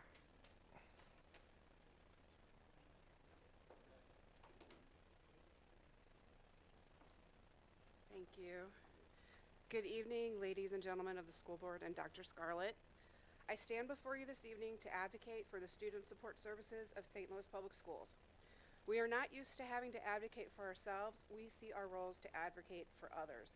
In fact, there's a fear among the department to speak out about our concerns that it may be faced with some consequences from central office. We are here to plead with the board to reconsider the recent agreement with the Local 420, which resulted in the Student Support Services team receiving 4% less of a pay raise percentage for the next 3 years. The news that our team was moved under a new category when we received the last and final offer sent from the union was a shock. The school counselors and social workers had been paid as 10-month teaching staff. We've always been paid from that category. Many of our team did not even realize this unfair category change as they looked to the teacher pay on the final offer where we have always been classified. We have reached out to the school board, the superintendent, as well as the union for explanation and transparency as to why this decision is made, but it's been met with silence, with the exception of the union telling us that it was not their decision. It is unclear to us how we could be ethically moved from a pay category where we have been for more than decades. Also, there's not enough of us to vote. There's not enough of us. We believe staff already working within the district in our department, student support services, should be grandfathered in at the teacher pay scale, thus receiving the same pay raise percentage. Student support services has been mentioned several times tonight, but is often forgotten as an integral part of our educational system. We provide crucial support and guidance to our students, families, and communities. This decrease in compensation is not only a statement that our work is not valued in our school district, but also that the district is not concerned with the importance of mental health for our students, families, and school communities. We are the mental health professionals in our building. School social workers and counselors play a vital role in the holistic development of our students. We are on the front lines addressing mental health needs, providing emotional support, conducting suicidal and homicidal ideation assessments, as well as making up the district's crisis team, supporting the students and staff on our district's most vulnerable days. We work to foster a positive and inclusive school environment. We also play a pivotal role in the special education process, the referral process, which is ironic since the special education category received a higher pay percentage. We work tirelessly to ensure that our students have the opportunity to thrive academically, socially, and emotionally. Our department is already understaffed. This decision has not only resulted in staff considering leaving the district next year, but leaving in the near future. A fair and equal salary is not only a matter of basic fairness, but also essential for attracting and retaining top mental health professionals in these crucial roles. By investing in our school's social workers and counselors, we're investing in the well-being and success of our students. We urge the school board to reconsider the pay raise percentage for school counselors and school social workers and prioritize our fair compensation. Please return us to the teacher pay category where we receive the same compensation as our peers. Thank you for your time.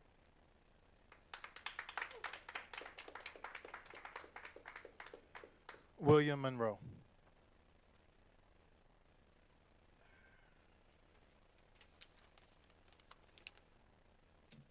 Good evening.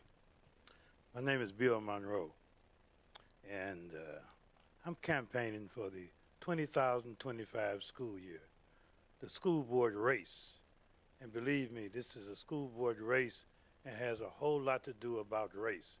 There needs to be unafraid black men sitting up there representing our community, and we don't have it. Bill Monroe is campaigning for the 2025 school board race. And I think there are 3 members of this board that are up for re-election. I'll see you at the school board race. Thank you.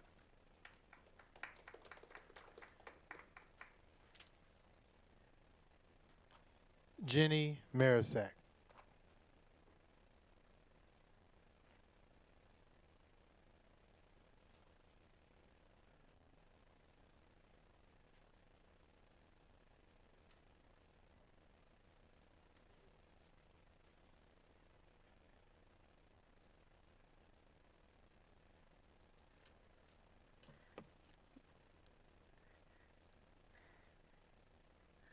Hi, I'm Jenny Marisak. I'm a parent of 2 students at Betty Wheeler, a 3rd grader and a 5th grader.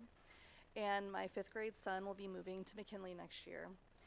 I am here to represent the Healthy Start Times group.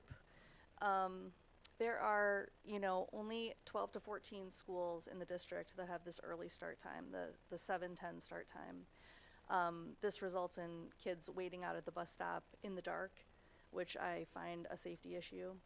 I liked what Ms. Jones said about not having the bus stops far away from our schools so our kids don't have to walk. And so we have been working with some scientists at Washington University through the COBRAS department. They're experts in circadian rhythms and sleep for children.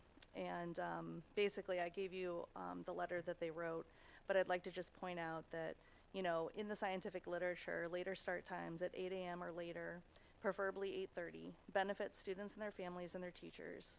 Studies in multiple cities before and after delaying start times by as little as 45 minutes has measurably improved students' performance in school, attendance, and attitudes. Just some of the things that I've heard tonight, through the food and getting the student advisory board involved. I just wonder if you sat kids down and asked them, would you want a start time where you can wake up with the sun, or would you like to be able to, follow your own sleep rhythm and come into school a little bit later?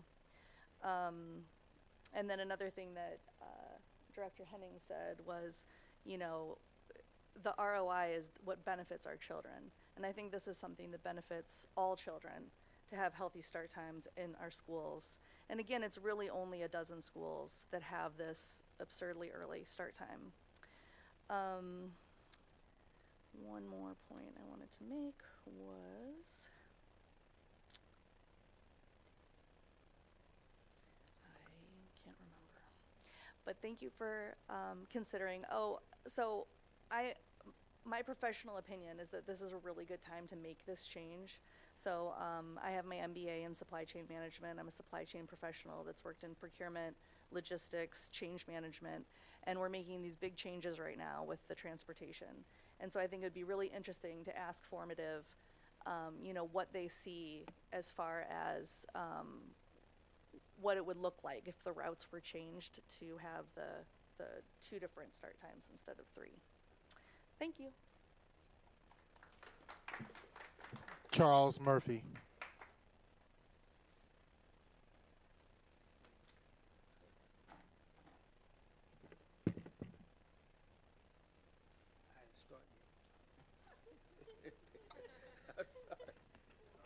Okay, check 1, 2.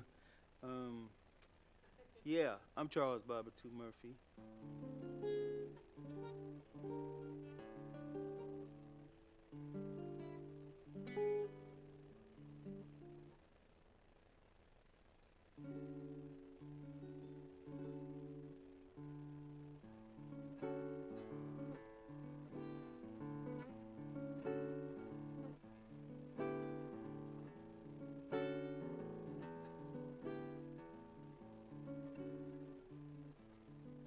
You better think about it before you talk about it. You better think about it before you talk about it. 'Cause when the words come out, they wanna know what you was thinking about. And once the words come out, they fly away. You better read about it before you talk about it. You better read about it before you talk about it. 'Cause when the words come out, they're gonna know what you was thinking about. And once the words come out, they fly away. You better think about it before you read about it. If you don't read about it, you better ask somebody. 'Cause when the words come out, they're gonna know what you was thinking about. And once the words come out, they fly away. Fly away.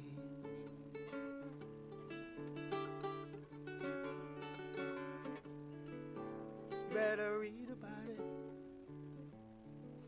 If you don't think about it, if you don't read about it, you better ask somebody. If you don't ask somebody, you better. I want that to be a contribution to literacy for the Lou.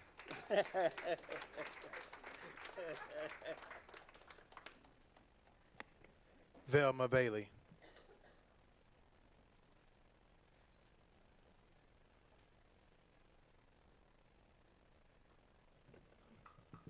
Good evening, Madam President, and protocol already having been established. I'd like to say I appreciate your acknowledgement of me receiving the 2024 Retired Teacher or Educator of the Year Award. Thank you so much. I appreciate your applause and acknowledgement. I am here this evening to talk to you about our summer camp. I asked to be a part of your agenda on May 1st. Then I was scheduled to May 8th. Then I was rescheduled to May 15th. Then I was canceled.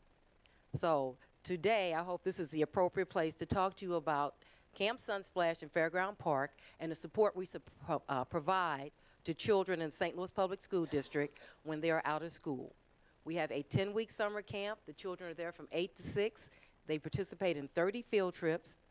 And they get an opportunity to develop strategies to prevent learning loss and develop social skills and also learn new skills for their academic performance. In light of today's news, in addition to the requests that I made on this list, we'd also like to participate in the food service program. That was something that we were going to not ask for this year. But it looks like the board's doing a great job. So the things that we like to have are access to Beaumont High School for inclement weather. We'd also like to have some support in getting some high school students and staff or parents to work with us for the summer. And we'd also like to have access to the reading materials that your children use during the school year. And I understand that they're in some kind of electronic form in a program that the children can use after school. We just need to be able to access the program and get the kids passwords. In addition to that, I am asking you today to reinstate my salary that was withheld from me for 3 years. I was illegally walked out of a building by a principal with no authority from HR or anyone else to walk me out of that building. And then for 3 years, the district withheld my pay. They continue to communicate with me, call me to hearings. And Vincent Reese and all of those attorneys really led me at bay for 3 years and refused to pay me. I have 2 W-2s that said that the district paid me $1.91 one year.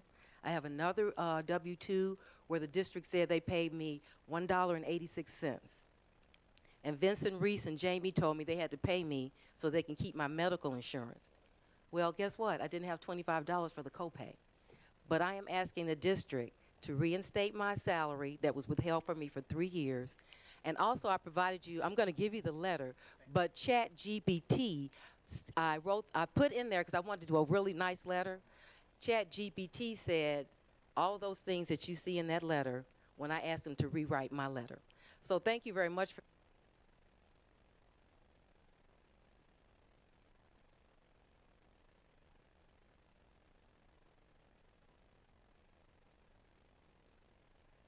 Last but not least, Irma Nevels McNeil.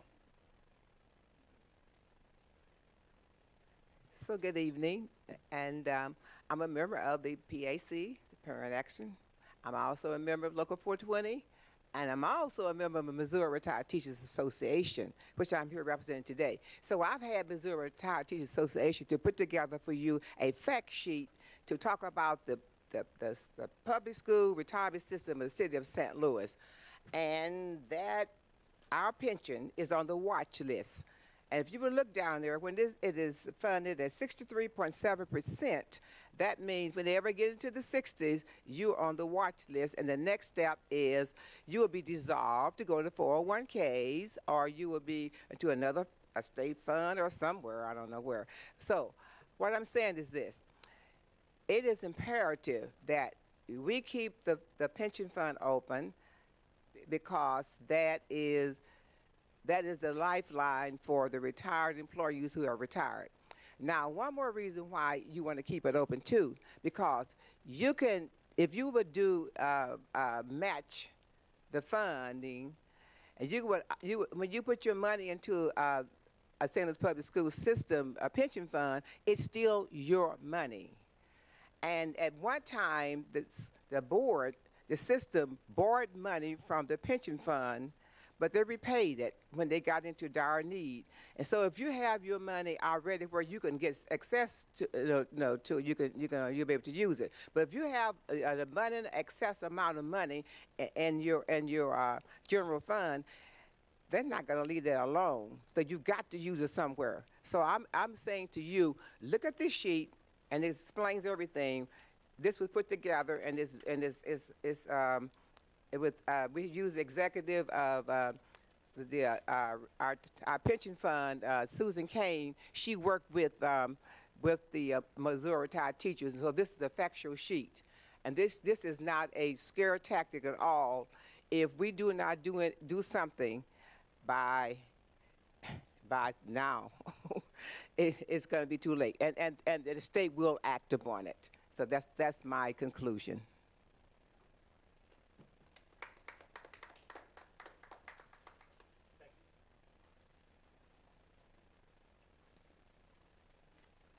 Ms. Henry, is there a motion? I'm sorry. move to to adjourn. adjourn.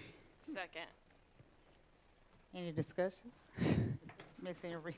Mr. Hikes, Ms. Weiss, Ms. Hubbard, Yes. Ms. Jones, Yes. Mr. Davis, Yes. Ms. Cousins. Yes. We are adjourned.